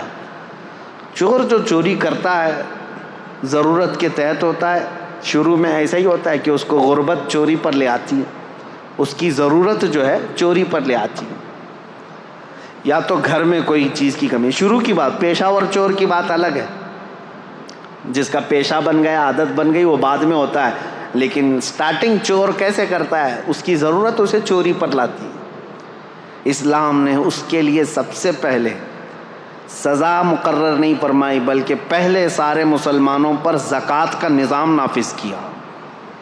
زکوٰۃ کا نظام ایسا نافذ کیا، امپلیمنٹ کیا ہے کہ تم میں سے ہر کوئی اپنے مال کا 2.5% نکالے۔ اگر صحیح معنوں میں مسلمانوں کا مال جس طرح بیت المال میں جمع ہوتا تھا نکل جاتا، اور جو جو ضرورت مند ہوتا اس کے گھر پر یہ مال پہنچتا، تو چوری پر ہاتھ کاٹنے کی سزا ہے اسلام میں. ہاتھ کاٹنا بعد میں ہوتا, چوری کرنا بعد میں ہوتا, جب اس کی ضرورت پوری ہو رہی ہوتی تو چوری کا خیال بھی دل میں نہیں آتا. ابتدا یہاں سے. آج یہ طوائف کے اڈے جو چلنے لگ گئے, ان کو بھی باضابطہ لائسنس ملتا ہے. جسموں کو بیچنے والی عورتیں, بار میں کام کرنے والی عورتیں, کیا یہ انسان نہیں ہیں؟ ان کے جسموں کے ساتھ ہر کوئی کھیلتا ہے اور ان کو اپنی بستر کی زینت بنا لیتا ہے آسانی سے. کیا یہ عورت نہیں ہے؟ عورت ہیں. یہ کسی کی بیٹی ہیں یا کسی کی بہن ہے. لیکن یہ بازار میں کیوں آئی؟ بازار میں ان کو کون لے کر کے آیا؟ ہو سکتا ہے کچھ مجبوراً یا ظلم و زبردستی کے ساتھ لائی گئی ہوں گی, لیکن موسٹلی اس میں غربت اور ضرورت نے ان کو وہاں تک پہنچایا, یا پھر شہوت نے وہاں تک پہنچایا. یہیں پر میں آج آپ کو بتاتا ہوں اسلام میں تعدد ازواج کا مسئلہ کیوں رکھا گیا, ایک سے زیادہ بیویاں کرنے کی اجازت کیوں دی گئی. اگر میں یہ بھی ریشو بتاؤں, پرسنٹیج بتاؤں, تو آپ جا کر کے مطالعہ کر کے دیکھ لینا. امریکہ میں آج کی تعداد میں مردوں سے 70 لاکھ عورتیں زیادہ ہیں. یو کے میں 40 لاکھ کے قریب مردوں سے عورتیں زیادہ ہیں. تعداد کاؤنٹنگ کی بات کر رہا ہوں, مردم شماری میں. رشیا میں بھی تقریباً 50 سے 60 لاکھ کے قریب عورتیں زیادہ ہیں. موسٹلی پوری دنیا میں اگر عورتوں کی تعداد اور مردوں کی تعداد کو کاؤنٹ کیا جائے تو اس میں عورتوں کی تعداد کئی لاکھ گنا زیادہ ہے. یہ جو بھونکتے رہتے ہیں اسلام 4 بیویاں کرنے کی اجازت دیا, اب یہ سول کوڈ ان کو اسی لیے سب سے زیادہ وہ ہے, ہندوؤں کے لیے قانون بنا ہوا ہے یہاں پہ کہ وہ ایک سے زیادہ شادی نہیں کر سکتے. ہندو میرج ایکٹ کے اندر دوسری شادی کرنا ان کے لیے غیر قانونی ہے. اور مسلمانوں کے لیے مسلم میرج ایکٹ کے اندر ہے کہ وہ دوسری شادی کر سکتا ہے. ہمارے یہاں اجازت تھی. میرے عزیزو, یہ زور زبردستی نہیں. جب لا بن رہے تھے انڈیا کے, تب یہ دونوں کے دھرم کو سامنے رکھ کر کے ہی بنایا گیا تھا. ہندوؤں کے بھی بڑے بڑے لوگوں سے یہ پوچھا گیا تھا کہ تمہارے اندر یہ پروویژن ہونا چاہیے کہ دوسری کرنے کی. نہ نہ نہ نہ نہ, یہ تو پاپ ہے. تو ٹھیک ہے, پاپ ہے تو قانون بنا کر کے رکھا گیا کہ دوسری شادی اس میں نہیں ہونا چاہیے. مسلمانوں میں نہیں, جائز ہے. 4 تک کی اجازت ہے, کھلا رکھا گیا, اوپن رکھا گیا. ایک رپورٹ ہمارے پاس یہ بھی ہے 71 سے لے کر 91 تک, 1971 سے 1991 تک کی, یہ 20 سال کی رپورٹ کے اندر ہندوستان میں سروے کی ہوئی ایک رپورٹ موجود ہے جس میں ڈبل شادی کرنے والوں کی تعداد سب سے زیادہ ہندوؤں کی ہے, جبکہ اللیگل ہے. ٹھیک ہے, میں ابھی آتا ہوں. ہمارے یہاں لیگل ہے. سول کوڈ اسی لیے لانا چاہ رہے ہیں بیچارے کہ ان کو ایک سے زیادہ نہیں کرنا پڑتا. مسلمانوں کے اوپر بھی یہی قانون آنا چاہیے, ایک ہی قانون ہو جو سب کے لیے چل رہا ہے. اب مسلمان بھی دوسری نہ کریں. اور حیرت کی بات ہے, وہ لوگ قانون لا رہے ہیں جن کی ایک بھی نہیں ہے. قانون سول کوڈ کی بات سب سے زیادہ وہی کر رہے ہیں جن کے نہ بچے ہیں نہ بیوی ہے. خیر, آج ہمارا ٹاپک نہیں ہے. اب یہ تعدد ازواج کا جو مسئلہ اسلام میں ہے, میں کیوں رکھ رہا ہوں ایک سے زیادہ شادی. مجھے بتاؤ, سب سے زیادہ موت کی تعداد عورتوں سے بڑھ کر کے مردوں کی ہے. یہ ریئل فیکٹ جو بات ہے میں آپ کو بتا رہا ہوں, سائنٹیفک بات کر رہا ہوں. جو بچپن میں بیماریاں ہوتی ہیں بچوں کو, اس میں اکثر جو مر جاتے ہیں وہ لڑکے مرتے ہیں, لڑکیاں نہیں. ان کے اندر ڈیفنس کی طاقت ہے. اور جوانی کے بعد بھی جنگیں جو ہوتی ہیں اس میں لڑکیاں جنگ کرنے نہیں جاتی تھی, مرد ہی جاتے تھے. فوج میں, سپاہیوں میں لڑکے شامل ہوتے تھے, اور جنگوں میں سب سے زیادہ مردوں کی موت ہوتی تھی. تو بچتے کون ہیں گھروں میں؟ عورتیں بچتی ہیں. مردوں کی شرح اموات زیادہ ہے عورتوں سے. مرد مرتے بھی زیادہ ہیں, پیدا بھی کم ہو رہے ہیں, عورتوں کی تعداد زیادہ ہے. اب مجھے بتاؤ, صرف یو ایس اے میں اگر 70 لاکھ عورتیں زیادہ ہیں, ہر مرد وہاں شادی کر بھی لیا, پہلے تو کرتے نہیں, اگر ہر مرد کر بھی لیا تب بھی 70 لاکھ عورتیں بچتی ہیں. ان میں سے 1/3 جو مردوں کی تعداد ہے، جس کی تعداد تقریباً 2.5 کروڑ ہوتی ہے، وہ لوگ ہومو سیکسول ہیں۔ USA کی بات کر رہا ہوں، تو شادی کرنا ہی نہیں چاہتے۔ تو اب جو عورتیں بچ جاتی ہیں، مجھے یہ بتاؤ، ان عورتوں کو زندگی گزارنے کے لیے کسی مرد کا سہارا اگر نہیں ملتا ہے تو کیا وہ بازار میں نہیں آئیں گی؟ کیا وہ اپنے خواہشات کی تکمیل کے لیے یہ راستہ نہیں ڈھونڈیں گی؟ میرے عزیزو، اسلام نے واجب نہیں کیا ہے 4 شادیاں کرنا، ایک دروازہ رکھا ہے، ایک دروازہ رکھا ہے۔ کیا واجب ہے دوسری شادی کرنا؟ یہاں اسلام نے ایک تمہارے لیے سہولت کا دروازہ رکھا ہے، اس پر ان کو اتنا واویلا ہے، لیکن حقیقت میں یہ ریئل لائف کے اندر آؤ کہ دنیا میں ہو کیا رہا ہے۔ ان عورتوں کو بھی انصاف دلانا ہے جو بغیر کسی شوہر کے پوری زندگی گزار کے چلی جاتی ہیں۔ اگر کوئی مرد ایک کے علاوہ دوسری کو نکاح کرتا ہے تو میرے عزیزو، یہ صرف وہ اپنے جسم کی تسکین کے لیے نہیں کر رہا، بلکہ ایک ایسی آوارہ ہونے والی عورت کو گناہوں سے بچا کر کے اپنے گھر کی ملکہ بنانا چاہ رہا ہے۔ اسلام کے اوپر اعتراضات جو کرتے ہیں، ان کے ہم باندیاں ہیں، باندیوں سے شادی کرتے ہیں، یعنی ایک سے زیادہ باندیاں جو رکھی جاتی ہیں۔ میرے عزیزو، اس میں بڑی حکمت تھی۔ پہلے جو ہے جنگوں میں جب ایک فوج کو دوسری فوج پر فتح حاصل ہوتی تو سامنے والوں کا سارا مال بھی لے آتے، وہاں کے جتنے قیدی ہوتے ان کو غلام بھی بنایا جاتا، اور ان کی جو عورتیں ہوتی تھیں وہ باندیاں بن جاتی تھیں، باندیاں بن کر کے سب کو بانٹ دی جاتی تھی۔ یہ اسلامی میں نہیں، پہلے کی ساری قومیں یہ کرتی تھیں، اور ان عورتوں کے ساتھ بدترین سلوک کیا جاتا تھا، بدترین سلوک۔ ان کو جانوروں کے ساتھ باندھا جاتا تھا، اور پھر جب خواہش ہوتی ان کے ساتھ جمع کرتا آدمی، اور پھر ان کو وہاں باندھ کر کے رکھتا، باندیوں کو، جو جنگوں میں حاصل کی ہوئی عورتیں ہوتی تھیں۔ یہ اسلام تھا۔ میرے آقا صلی اللہ تعالیٰ علیہ وسلم کے آخری الفاظ پتہ ہے؟ حضور کی وفات کے وقت سب سے آخری الفاظ 2 ہی تھے، الصلاۃ و ملک یمین، نماز اور اپنے ماتحت رہنے والی باندیوں کا خیال کرو، غلاموں کا خیال کرو۔ میرے آقا صلی اللہ علیہ وسلم نے اس وقت فرمایا جب آپ کی روح رب اعلیٰ کی طرف جا رہی تھی۔ یہ باندیوں کے حقوق کیوں میرے آقا نے فرمایا؟ کہ صرف یہ کام کاج کی مشینیں نہیں ہیں، ابھی اگر جنگوں کے بعد تمہارے ہاتھ آئی ہیں تو انہیں نکاح کرو اور ان کو اپنے گھر کی زینت بناؤ۔ وہ ملکہ بن کر کے رہی ہیں، 1 2 نہیں، ہزاروں تاریخ اسلام میں موجود ہیں جو صحابہ کے نکاح میں آئیں اور ان سے اولاد بھی ہوئیں، ان سے بڑے بڑے فقیہ اور محدث بھی پیدا ہوئے۔ ان عورتوں کو آوارہ ہونے سے اسلام نے بچایا۔ میرے عزیزوں، میں کتنی باتیں عرض کروں، اسلام کی ہی پیروی کیوں کی جائے؟ یہ خوبیاں اگر میں بتاتا رہوں، یہ آپ کے لیے نہیں، آپ آلریڈی اللہ تعالیٰ کی طرف سے ہدایت دیے ہوئے ہیں۔ اللہ تعالیٰ نے آپ کو اسلام پہلے سے دیا ہے، یہ اس کا شکر ہے۔ میں ان لوگوں سے پوچھ رہا ہوں، ان لوگوں سے کہہ رہا ہوں جو یہ کہتے ہیں اسلام کی ہی پیروی کیوں کریں، اس کے اندر کیا خصوصیت ہے، اسلام کو فالو کیوں کریں؟ ان کے لیے میں کہہ رہا ہوں، اسلام پورا نظام حیات ہے، پوری زندگی کا دستور ہے، اور چیلنج ہے میرا ہی، کوئی بھی لے کر کے آ کر کے دکھائے، میں بتاؤں گا کہ انکمپلیٹ ہے تمہارے یہاں، انکمپلیٹ۔ کسی بھی دین میں جاؤ۔ ایک اور خاتون کی بات میں کرتا ہوں، رشیا کی ہے، وہ دین اسلام میں آئیں تو انہوں نے لکھا ہے، وہ بھی ایک خاتون ہے، نام میں نہیں جانتا یا یاد نہیں ہے ابھی مجھے نام۔ انہوں نے کہا کہ میں دین اسلام میں داخل ہوئی، لوگ یہ پوچھتے ہیں سبب کیا تھا، وہ کہتی ہیں کہ اس طرح سوال کرنا بھی میں اس کو غلط سمجھتی ہوں کہ اسلام کی اتنی بڑی عظمت کے لیے یہ سوال ہونا ہی نہیں چاہیے، کوئی اسلام میں آ رہا ہے تو کس وجہ سے آیا۔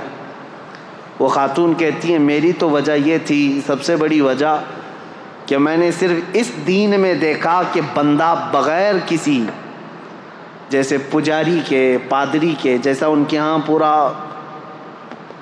تسلط قائم ہے، حکومت قائم ہے کہ ان کے علاوہ کچھ ہو نہیں سکتا، بابائیت، پاپائیت جس کو کہتے ہیں، وہ کہتی ہے صرف دین اسلام ایسا ہے جس میں بندہ تنہا بھی اگر چاہے تو اللہ سے قریب ہو جاتا ہے، اور خدا فرماتا ہے اے محبوب میرے بندے میرے بارے میں آپ سے سوال کرتے ہیں، اے رسول میرے بندے آپ سے میرے بارے میں سوال کرتے ہیں کہ ہمارا رب کہاں ہے، اے میرے محبوب ان کو جواب دیں کہ ہم ان کے شہرک سے زیادہ قریب ہیں۔ اللہ فرماتا ہے قرآن پاک میں بہت قریب ہوں تم سے۔ وہ خاتون کہتی ہے مجھے یہ فلسفہ اتنا اچھا لگا کہ بندہ یہاں پر آزاد ہے، جو جس طرح دوڑنا چاہے اپنے رب کے حضور ہو جا سکتا ہے۔ عیسائیت میں نہیں ہے، بہت ساری جگہوں پر ایسا ہے کہ پوجا بھی تم خود سے نہیں کر سکتے جب تک پجاری نہ آ جائے، پنڈت نہ آ جائے، ان کے بغیر اگر کیا تو پاپ کیا تم نے۔ اور عیسائیوں کے یہاں ایسا ہے کہ پاپ جو پادری ہے پاپ ہے، ان کے بھی لیول ہیں الگ الگ، وہ تمہیں عبادت کروائیں گے اور خدا کے قریب پہنچائیں گے۔ بلکہ پکا عیسائی بننے کے لیے بھی ایک طریقہ ہوتا ہے، ایک حوض ہوتا ہے پیلے رنگ کا، اس میں پانی ڈالا جاتا ہے اور بچے کو ڈبا کر کے اٹھایا جاتا ہے اور پھر کہا جاتا ہے آپ پکا ہو گیا کرسچن۔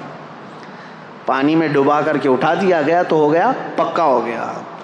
افریقہ میں ہیں کالے لوگ، گرم سلاخیں لیتے ہیں، آگ میں تپاتے ہیں اور چہرے پر یہاں چار نشان لگاتے ہیں اور کہتے ہیں اب ہمارے دین میں پکا ہو گیا۔ اور قرآن کہتا ہے صبغۃ اللہ ومن احسن من اللہ صبغہ، اللہ کا رنگ سب سے بہترین رنگ ہے، اس سے بہترین کوئی رنگ نہیں۔ پیلا پانی، لال پانی، ڈوب کر کے اٹھتے رہو۔ میرے عزیزو یہ دین میں نہیں ہے۔ دین اسلام صرف عقیدے سے مضبوط ہوتا ہے۔ یہاں پر وہ نہیں رکھا گیا ہے کسی کی، وہ کیا کہتے ہیں، حاکمانہ تسلط۔ ابھی 2 دن پہلے کی بات ہے، ایک انجینئر صاحب سے ہماری ملاقات ہوئی، وہ گھر کے پلان دیتے ہیں۔ انہوں نے ہم سے کہا ایک پلان دیکھا، کہا حضرت یہ پورا واستو پرکار ہے، بالکل واستو پرکار ہے۔ ممبئی والوں کو واستو کا زیادہ لین دین نہیں ہے، کیونکہ آپ کے ہاں تو جگہ کی بڑی قلت ہے۔ بہت چھوٹی جگہ میں بھی آپ کو جہاں سے ملا دروازہ کھول لیا، لیکن ہمارے علاقے میں آپ جائیں بڑے چونچلے ہیں ان کے گھر بنانے کے، جگہ بڑی رہتی ہے، 30 بائی 40 کی جگہ ہے، 40 بائی 60 کی جگہ ہے، تو گھر بنانا ہے تو لے کے گھومتے رہتے ہیں۔ کچن کا دروازہ کہاں ہونا چاہیے، بیڈ روم کا کہاں ہونا چاہیے، ٹوائلٹ کہاں ہونا چاہیے، اور کبھی کبھار بنا لیتے ہیں اور کوئی واستو والا جو آتا ہے وہ توڑوا دیتا ہے۔ یہاں پر بھی جن کے پاس زیادہ پیسے ہوں گے بلڈنگوں میں وہ کرتے ہوں گے۔ واستو پرکار یہ صحیح نہیں ہے، اس کا ایسا نہیں ہونا چاہیے، ویسا نہیں ہونا چاہیے۔ میں نے ان سے کہا کہ یہ واستو کا جو عقیدہ ہے، کہا گیا کہ ہاں اس طرح سے بنانے سے برکت زیادہ آئے گی، ٹھیک ہے۔ اسی انت وشواس میں لوگوں کو دھندا چل رہا ہے۔ میں ایک پوچھا ان سے سوال جو آپ کے پاس رکھنا چاہتا ہوں، کیسا بڑا گورکھ دھندا ہے۔ کہا بھائی ایک کتاب کیوں نہیں لکھ دیتے واستو کی؟ ہر جگہ جو ہے نا یہ واستو کا جو ایکسپرٹ ہوتا ہے، پنڈت ہوتا ہے، اس کو بلانا ہی پڑتا ہے۔ ایک کتاب لکھ دو کہ یہ جگہ ہوگی تو ایسا بنا دیں گے، وہ جگہ ہوگی تو ایسے بنا دیں گے۔ وہ انجینئر صاحب ہنسنے لگے، کہا نہیں، ہر آدمی کا واستو الگ الگ ہوتا ہے۔ کیوں؟ ہر ایک سے پیسہ لینا، ایک کتاب لکھ دیے تو ہو گیا ختم، پھر کون آئے گا ہمارے پاس واسطوں پوچھنے کے لیے؟ یہ سب چیزیں میرے عزیزو دین اسلام میں نہیں ہیں۔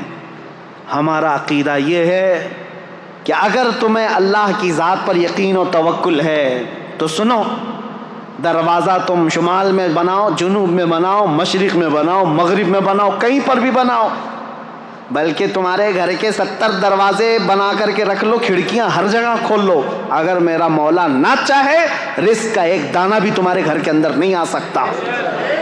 ما یفتح اللہ للناس من رحمت فلا ممسک لہ وما یمسک فلا مرسل لہ، سورہ فاطر کی آیت ہے۔ اور پھر اللہ کی ذات پر توکل ہے، اور تم اگر کسی گھر کے اندر 70 دروازوں سے اندر بند ہو کر کے بھی بیٹھو، میرا مولا پہنچانا چاہے تو رزق وہاں پر بھی پہنچائے گا۔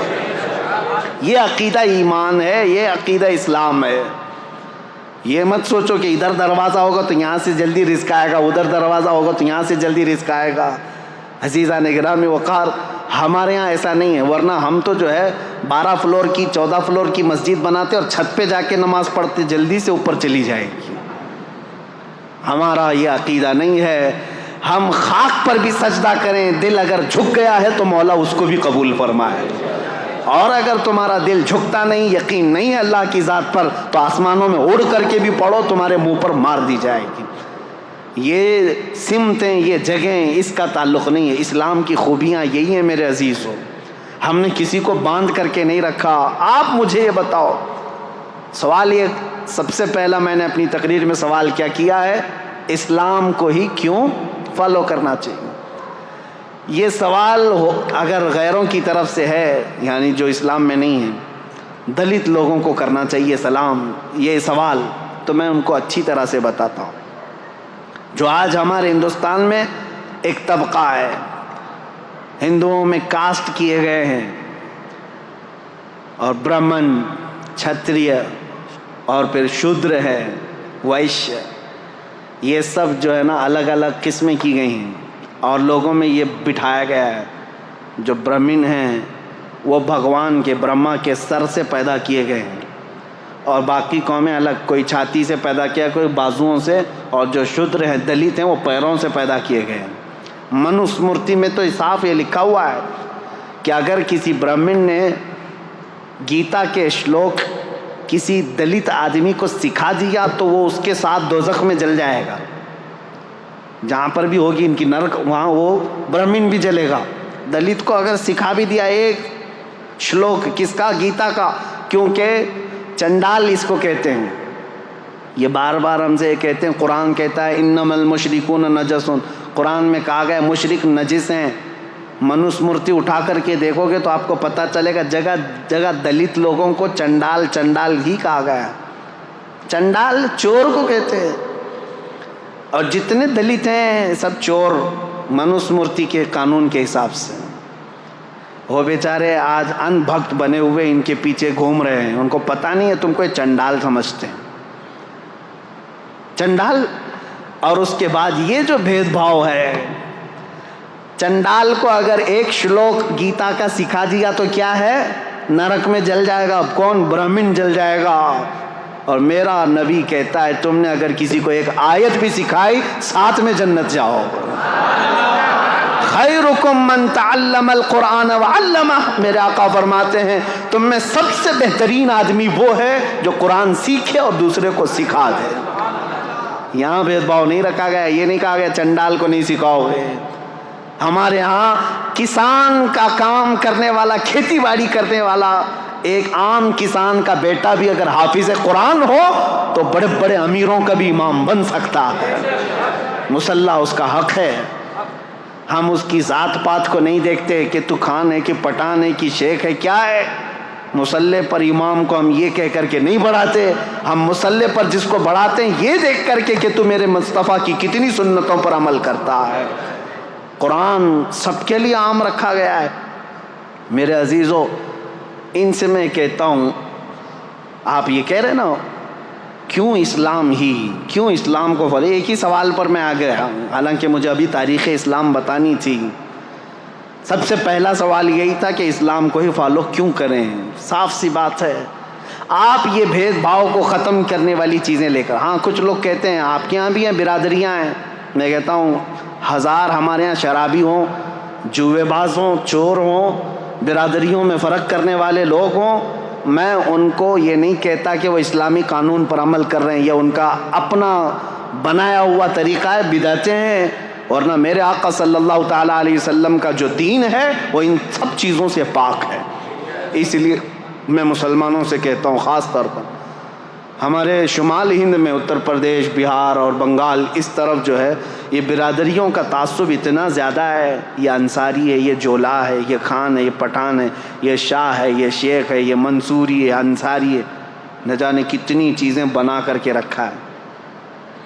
ٹھیک ہے، خاندان تعارف کے لیے تھا، ایک دوسرے کو پہچاننے کے لیے قبائل بنے گئے تھے، لیکن یہاں تو ایک دوسرے کو جھگڑا کرنے کے لیے، ایک دوسرے کو نیچا دکھانے کے لیے۔ میں ایک علاقے میں پروگرام کر کے ابھی آیا ہوں، حج سے پہلے کی بات ہے، میں نام نہیں بتاتا، اس پورے علاقے میں ایسا ہے، انصاریوں کا ایک گٹ ایک محلے میں رہتا ہے، مسلمان ہیں سارے، یہ ایک برادری ہے، اور پھر ابھی قریب کی بات ہے کہ کوئی الیکشن کے لیے کھڑا ہو گیا، پٹھان تھا، خان تھا، سارے انصاریوں نے مل کر کے ہرایا، کہا ہندو جیتے گا چلے گا لیکن پٹھان نہیں۔ نعوذ باللہ من ذالک۔ میں نے پوچھا کہ وہ جو خان صاحب کھڑے تھے، مجھے اس سے لینا دینا نہیں ہے کہ کون جیتتا ہے کون ہارتا ہے، لیکن میں کہہ رہا ہوں یہ تعصب کیوں آیا؟ میں نے کہا کیا وہ بدعقیدہ تھے؟ کہا نہیں، بدعقیدہ تو ہمارے محلے میں ہے ہی نہیں، وہ بھی مسلک اعلیٰ حضرت والا، ہم بھی مسلک اعلیٰ حضرت۔ میں نے کہا یہ تعصب کہاں سے آیا؟ کہا نہیں، اگر وہ آتے تو ہم کو مارتے، تم لوگ کم ذات والے لوگ ہو۔ نعوذ باللہ من ذالک۔ یہ تمام چیزیں ان لوگوں سے تمہارے درمیان آئی ہیں جن کے ساتھ آج اٹھک بیٹھک ہو رہی ہے۔ شودر لوگوں کے ساتھ جو سلوک برہمن کرتے ہیں، یہ سب چیزیں اسلام میں بالکل نہیں ہیں۔ اسلام ان چیزوں سے پاک ہے۔ آپ کو پتہ ہے ایک بار حضرت ابو ذر غفاری رضی اللہ تعالیٰ عنہ نے حضرت بلال کو صرف یہ کہا تھا، کالی ماں کے بیٹے، میرے آقا صلی اللہ علیہ وسلم اتنے ناراض ہوئے تھے، پوچھا تھا افیک الجاہلیہ، اے ابو ذر ابھی تمہارے اندر جاہلیت ہے، ابھی جہالت کے زمانے میں پل رہے ہو؟ حضرت ابو ذر آئے، حضرت بلال کو یہ نہیں کہا کہ غلطی ہو گئی معاف کر دو، کہا ہاتھ پکڑ کر کے لائے، مسجد میں لیٹ گئے، کہا اے بلال تم اپنا یہ کالا پیر میرے چہرے پر رکھ کر رگڑ دو تاکہ مجھے میری غلطی کا احساس ہو جائے۔ میں نے کیسے کہہ دیا تم کو کالی عورت کے بیٹے، مجھ سے خطا ہوئی، اب تم یہ اپنا پیر میرے چہرے پر رکھو، میں اس لائق ہوں۔ وہ اس بات کو بھی پسند کر رہے تھے کہ بلال اگرچہ کالے ہوں لیکن اپنا پیر میرے چہرے پر رکھ دیں۔ حضرت بلال نے ان کو اٹھا لیا، سینے سے لگا لیا، کہا میرے اور تمہارے درمیان جو کامن چیز ہے وہ یہ ہے، تم بھی اسی رسول کے غلام ہو جس کا غلام میں ہوں۔ یہ چیز ہمیں دین اسلام میں جوڑے رکھتی ہے۔ عزیزان گرامی اوقات، تم سوال یہ کر رہے ہو اسلام کو ہی کیوں فالو کیا جائے؟ یہ اسلام کی خصوصیت ہے کہ فلسطین کا بچہ روتا ہے تو ہمارے درمیان ہمارے دل کے اندر بھی درد اٹھتا ہے۔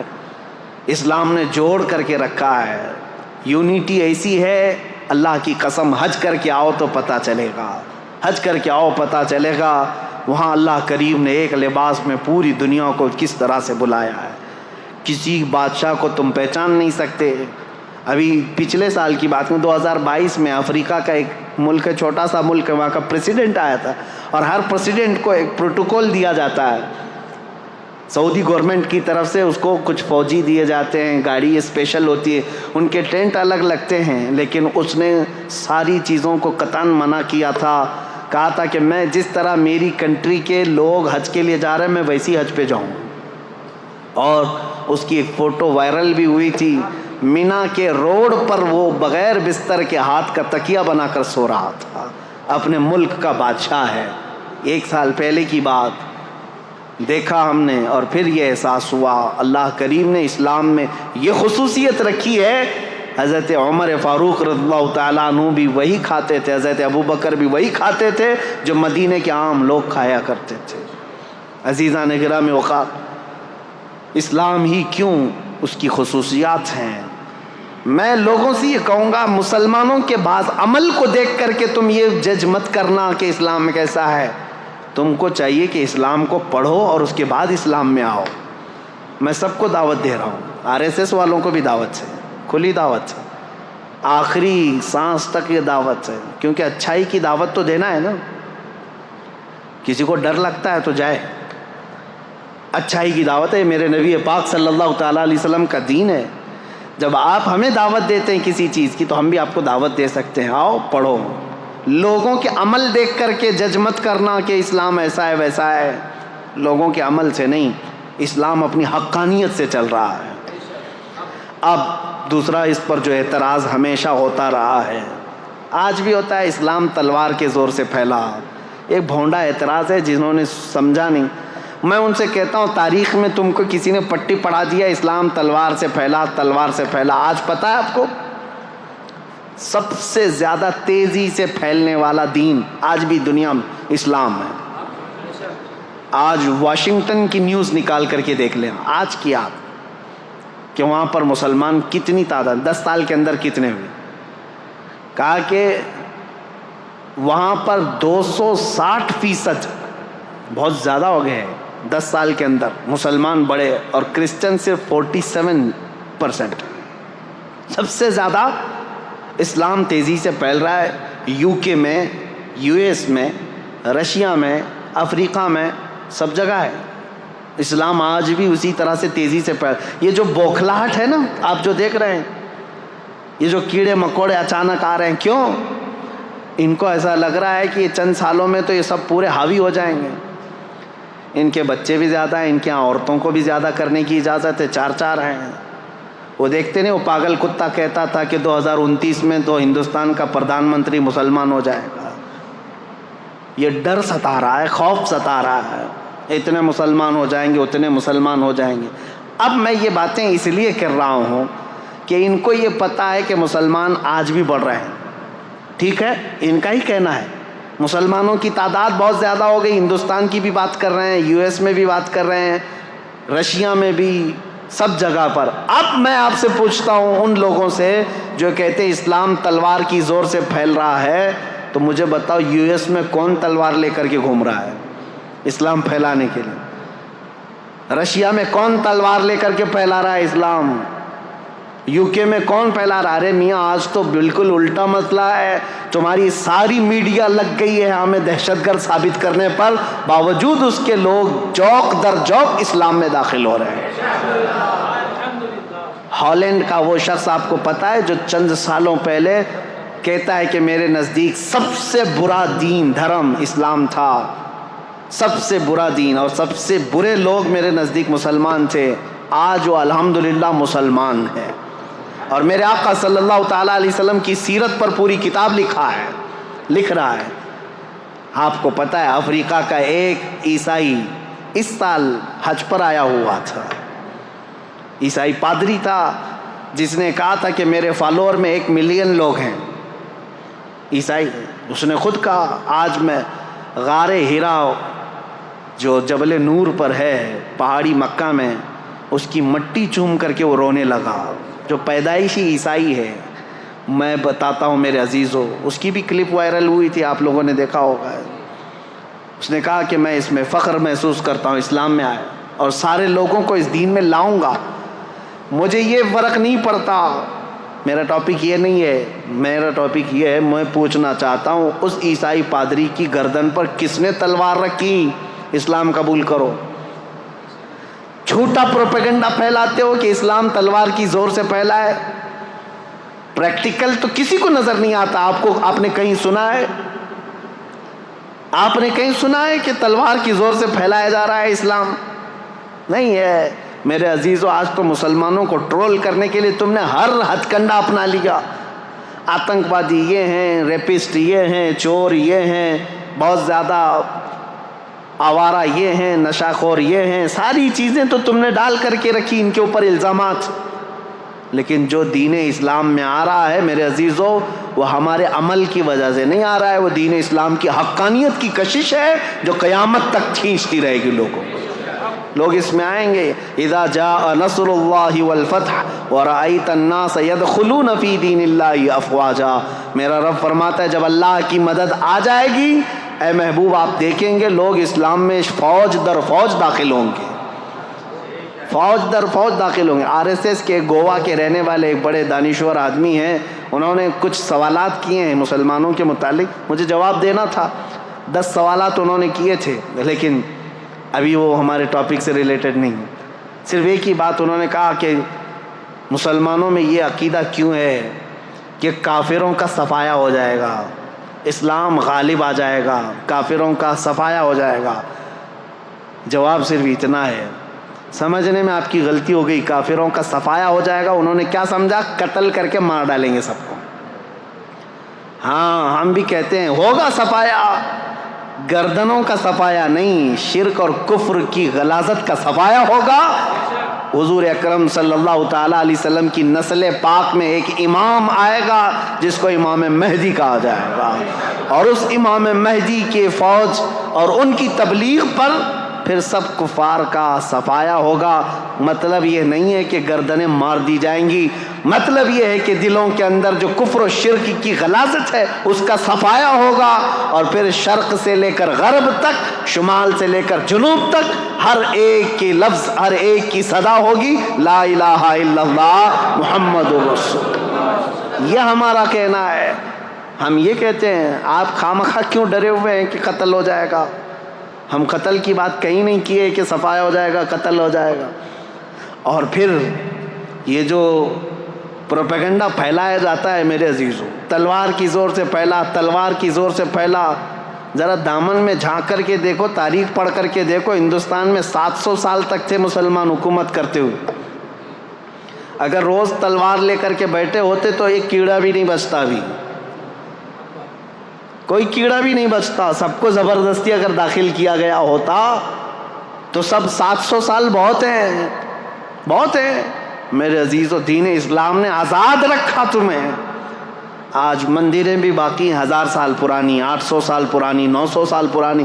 ہندوستان میں وہ مندریں بھی موجود ہیں اور لوگ بھی موجود ہیں، دھرم بھی موجود ہے۔ ہم نے زور زبردستی کسی کو بلایا ہی نہیں۔ قرآن میں اللہ فرماتا ہے لا اکراہ فی الدین، دین میں کوئی زور زبردستی نہیں، لیکن قیامت کا دن آنا ہے، فیصلہ تو اس دن ہونا ہے۔ اب اسلام کی خصوصیات یہ پوچھ رہے تھے کہ کیوں اسلام کو فالو کریں، اور پھر یہ اعتراضات، اسلام تلوار کی زور سے پھیلا، یہ ساری چیزیں ایک پروپیگنڈا ہے میرے عزیزو، پروپیگنڈا ہے۔ اور حقیقت اگر میں آپ کو بتاؤں، نبی کریم صلی اللہ تعالیٰ علیہ وسلم جتنی جنگوں میں شرکت فرمائے وہ تقریباً 17 ہوتی، 17 غزوات جس میں حضور صلی اللہ تعالیٰ علیہ وسلم بنفس نفیس خود گئے، اور کل جنگوں میں جو لوگ مرے، فوت ہوئے، ان کی تعداد پتہ ہے 252، 250 لوگ مرے ہیں۔ کتنے؟ 250۔ اور آپ کو پتہ ہے فرسٹ ورلڈ وار جو ہوئی تھی، فرسٹ ورلڈ وار، اس میں کتنے لوگ مرے تھے پتہ ہے؟ 3 کروڑ لوگ مرے تھے۔ اور سیکنڈ ورلڈ وار جو 1940 پہ ختم ہوئی، 1940 تک، اس میں 5 کروڑ لوگ، کروڑ کی بات کر رہا ہوں، 100 بھی نہیں، 1000 بھی نہیں، لاکھ بھی نہیں، کوئی گنتی ہے انسانوں کی؟ یہ آج ہمیں تمیز دینے آئے ہیں اسلام تلوار کی زور سے پھیلا۔ یہ 5 کروڑ، یہ 3 کروڑ لوگوں کو جو موت کی گھاٹ اتارا گیا ہے، کس بنیاد پر؟ مجھے بتاؤ کس بنیاد پر؟ صرف حکومت، تخت اور سکتہ حاصل کرنے کے لیے ہزاروں نہیں کروڑوں انسانوں کو موت کی گھاٹ اتار دیا۔ دور مت جاؤ، آج رپورٹ نکال کر کے دیکھ لینا، ہماری نہیں، آزاد رپورٹ، عراق میں پچھلے 20 سال سے کتنے لوگوں کو امریکہ نے مارا ہے۔ آج ملک شام میں 2011 سے لے کر 2023 تک کا آپ رپورٹ نکال کر کے بتاؤ کتنے لوگ وہاں مارے گئے۔ فلسطین میں پچھلے 60 سال سے کتنے لوگ مارے گئے۔ ہوتا یہ ہے کہ چور خوب چوری کر چکا ہے، لیکن یہ کہتا ہے دوسرا چور ہے، دوسرا چور ہے۔ ان کی چوریاں اتنی ہیں کہ یہ اپنی چوری کو چھپانے کے لیے، جیسے ہمارے ملک کے صاحب کرتے ہیں، سب کو بولتے رہو تاکہ کوئی ہم کو نہ بولے۔ یہ پروپیگنڈا اس طرح اتنی تیزی سے پھیلایا گیا ہے، اتنا پھیلایا گیا ہے کہ اسلام تلوار کی زور سے پھیلا، تلوار کی زور سے پھیلا۔ اور مثال میں کیا لے کر کے آئیں گے؟ ان کے ہی پالے ہوئے کوئی ISIS کے ٹٹو لوگوں کو جو دہشت گردی کے ساتھ کسی کا گلا کاٹ رہے ہوں گے، کسی کو مار رہے ہوں گے، ان کی ویڈیو بنائیں گے اور پوری دنیا میں دہشت پھیلائیں گے۔ اور ایک ویڈیو سے تم 5 کروڑ لوگوں کی موت چھپا رہے ہو۔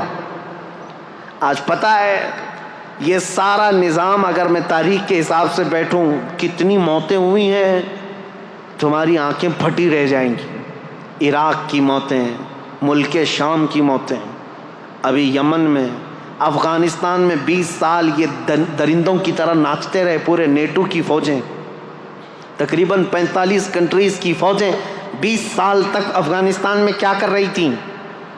مارا ہے انہوں نے، ہزاروں کی تعداد میں عام شہریوں کو مارا ہے۔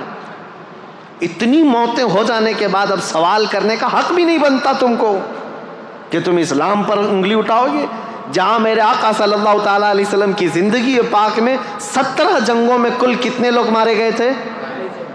ایک طرف 250 کو رکھو، ایک طرف 8 کروڑ لوگوں کو، کوئی کمپیریزن ہے؟ کوئی تقابل ہے؟ میرے عزیزو، تاریخ کی سچائیاں آپ کے سامنے میں رکھنا چاہتا ہوں۔ اسلام پر اعتراضات کرنے والے کبھی ان چیزوں کو لے کر کے آتے ہیں، کبھی ان چیزوں کو لے کر کے آتے ہیں، بہت سارے اعتراضات ہیں۔ ابھی قربانی کا وہ گزرا، سعودیوں کے بھی اب نخرے زیادہ ہو گئے، وہ قربانی سے ابھی بچنے کی کوشش کر رہے ہیں، ابھی وہ نیوٹرل بننے کے لیے۔ ابھی دیکھا انہوں نے اپنا ایک نمائندہ یا ہندوستان بھیجا جو مندروں کی زیارت کرنے آیا ہے۔ یہ وہی ظالم لوگ ہیں جو ہمیں اولیاء اکرام کے مزارات پر جانے پر شرک کے فتوے لگاتے تھے۔ آج ان کا سب سے بڑا امام آیا ہوا ہے ہندوستان میں، جو دلی کے اور پتہ نہیں کہاں کہاں کی مندروں کی زیارت کرنے آیا ہے، اور بڑے شوق سے زیارت کر رہے ہیں اور تاریخ سمجھ کر کے، اور وہاں میرے آقا صلی اللہ تعالیٰ علیہ وسلم کے آثار کو مٹا کر کے رکھا ہے شرک اور بدعت کے نام پر۔ خیر وہ بات الگ ہے۔ یہ نیوٹرل بننے کے لیے، لوگوں کی واہواہی لینے کے لیے اب قربانی کے مسئلے پر بھی آ گئے ہیں۔ اس سال حج کے دوران ہم نے دیکھا ہے قربانیوں کا کیا کیا سلسلہ ہوتا ہے۔ بہرحال میں یہ کہہ رہا ہوں، یہ جگہ جگہ سے یہ بات اٹھاتے ہیں۔ اسلام اگر اتنا ہی اچھا ہے تو اتنے جانوروں کو کیوں کاٹ دیا جاتا ہے بقرعید دن؟ ہر مسلمان مالک کے نصاب جو ہے بکرے کو کاٹتا ہے، گائے کو کاٹتا ہے، بھینس کو کاٹتا ہے، اونٹ کو کاٹتا ہے، جو جائز جانور ہیں ان میں۔ اب تو ہم یہاں پر گائے نہیں کاٹتے، لیکن جو بھی کاٹتے ہیں اس کا اتنا واویلا مچایا جاتا ہے۔ پتہ ہے یہ جانور کیوں کاٹے جاتے ہیں؟ یہ ہمارا دینی فریضہ ہے، لیکن حقیقت میں آپ کو بتاؤں، ایسے لوگوں کا یہ اعتراض ہے، ان کو کبھی دوسرے گھر نہیں نظر آتے۔ یہودی دین میں بھی قربانی ہے، عیسائیوں کے دین میں بھی قربانی ہے، ہندوؤں میں بھی قربانی ہے۔ ان کے ابھی یہاں بلی چڑھانا ہے، بلکہ یجروید میں ہے، وید ہیں ان کے 4، سام وید، اتھر وید، یجروید، رگ وید۔ یجروید کے اندر یہ بات موجود ہے آج بھی کہ بھگوان کو کون کون سی چیزیں پسند ہیں، اس میں کئی جانوروں کے نام ہیں، اور خود رام کے بارے میں رامائن میں لکھا ہوا ہے کہ وہ ہرن کا شکار بہت شوق سے کرتے تھے۔ آج کرتے تو شاید بہت لمبا کیس ہوتا۔ ہاں ہرن کیونکہ ہمارے ہاں غیر قانونی، اس کا شکار نہیں ہو سکتا۔ میرے عزیزو، جانوروں کی بلی اور قربانی ہر دھرم میں ہے، ہر دین میں موجود ہے، لیکن نظر صرف اسلام۔ یہ ان کی دگلی پالیسی ہے، ڈبل رول ہے۔ یہ آپ نہیں دیکھتے کہ صرف اسلام کی عید الاضحیٰ کی قربانیوں کو اتنا اچھالا جاتا ہے، بے زبان جانوروں کو مارا جاتا ہے۔ تمہیں پتہ نہیں ابھی جو بلی چڑھائی جاتی ہے وہ تو دیکھ بھی نہیں سکتے تم، جانور کو لا کر کے سیدھے اٹھا کر کے گردن پر مار کر کے الگ کر دیا جاتا ہے۔ یہ تو باتیں اپنی جگہ پر، سارے دھرم میں، سارے دینوں میں قربانی ہے، سب میں ہے۔ میں ثابت کر کے بتاؤں گا، یہودیوں میں بھی ہے، عیسائیوں میں بھی ہے، ہندوؤں میں بھی ہے، سب میں ہے۔ لیکن ان کو پاپ جو لگتا ہے وہ صرف مسلمانوں کا عمل لگتا ہے۔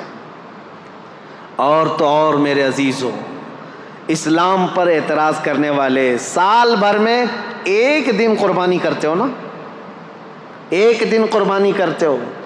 ان سے میں پوچھتا ہوں ذرا ڈیٹا نکال کر کے بتاؤ، میک ڈونلڈ والا کتنے کاٹتا ہے، KFC والے کتنے کاٹتے ہیں؟ یہ شدھ شاکاہاری لوگوں سے پوچھ رہا ہوں۔ تم نے اپنے ملک میں ان کو پرمیشن دے کر کے رکھا ہے، یہ ملٹی نیشنل کمپنیاں ہیں، تمہیں پتہ ہے پر ڈے کئی لاکھ گائے میک ڈونلڈ والا کاٹتا ہے۔ یہ اور بات ہے کہ انڈیا میں بیف کا ان کا نہیں ہے، دوسرے کنٹریز میں میک ڈونلڈ والوں کا بیف کا بھی موجود ہے، ان کے مینو میں ہے، سب جگہ بیچتے ہیں۔ کچھ جگہ تو خنزیر بھی بیچتے ہیں، جہاں جیسا دیس ویسا بیس ہے۔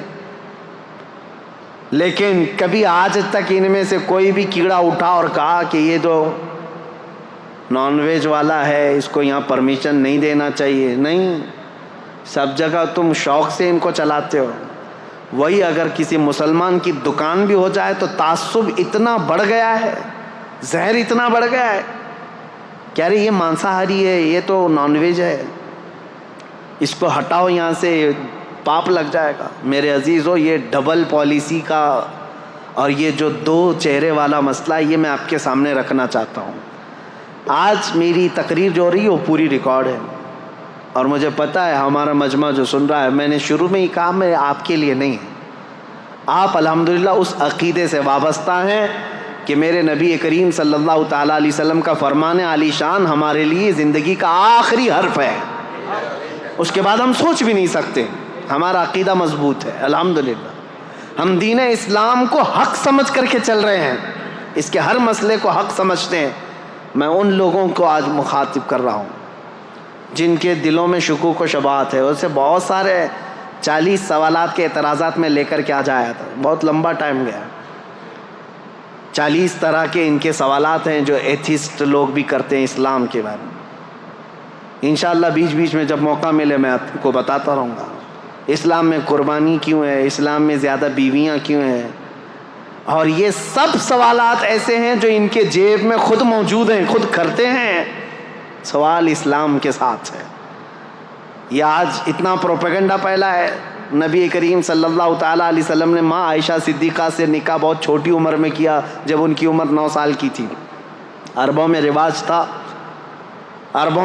تھا، اور اس کو کوئی اگر عیب سمجھتا تو سب سے پہلے مکہ کے وہ کافر جو حضور کو عیب لگانے کی کوشش کرتے ہیں ان میں سے کوئی انگلی اٹھاتا اور کہتا یہ کیا کر دیا آپ نے، اور بہت واویلا مچاتے. لیکن عربوں میں سے ایک نے بھی نہیں کہا حضرت عائشہ کی شادی پر، کیونکہ ان کو پتا تھا یہ نارمل چیز ہے، کامن چیز ہے. اور یہ کامن چیز ہے، اسی لیے تو یہاں مہا بھارت میں بھی موجود ہے، رامائن میں بھی موجود ہے، گیتا میں بھی ہے. بہت ساری شادیاں ایسی ہیں جن کا ذکر کروں تو کئی لوگوں کو تکلیف ہو جائے گی. ہاں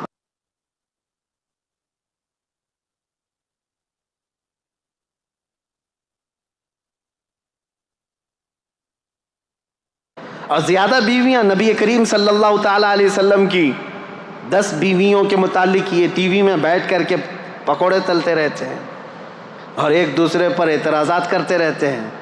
اسلام اسلام نبی پاک صلی اللہ تعالیٰ علیہ وسلم کبھی اپنے گھر کی خبر ہی نہیں لیتے. اپنی بھی کتابیں اٹھاؤ. 10 بیویاں کی ہیں لیکن ہر ایک کی حکمت ہے، میں بتاؤں گا. وہ مطلقہ تھیں یا بیوہ تھیں، نبی کریم صلی اللہ علیہ وسلم نے ان سے نکاح کر کے وہ درجہ دیا ہے کہ ان کو پوری کائنات کے مومنوں کی ماں بنا دیا، امہات المومنین بنایا. لیکن کلپنا بھی نہیں کی جا سکتی، تصور بھی نہیں کیا جا سکتا. ایک بھگوان تو ایسے ہیں جن کے 16,400 بیویاں ہیں، اور وہ ایک رات میں سب کے پاس بھی جا کے آتے تھے. یہ مذاق کی بات نہیں کر رہا ہوں، کتاب میں جو موجود ہے اتنی بات کروں گا. کہ زیادہ اگر اس پر مذاق کروں تو غلط بات ہے. جب یہ چیزوں پر ہم نے کبھی آپ کے ساتھ کوئی چھیڑ چھاڑ نہیں کیا، 16,000 نہیں 32,000 رکھ لو، کیا فرق پڑتا ہے. لیکن تم ادھر انگلی نہ اٹھاؤ میرے نبی پاک کی طرف. ایک بات یاد رکھو. اور کم سنی کے بارے میں بھی اگر انگلی اٹھاؤ گے تو ہم پوری لسٹ لے کر کے بیٹھے ہیں کہ کون کون کتنی عمر میں شادی کیا ہے، سب کی لسٹ موجود ہے.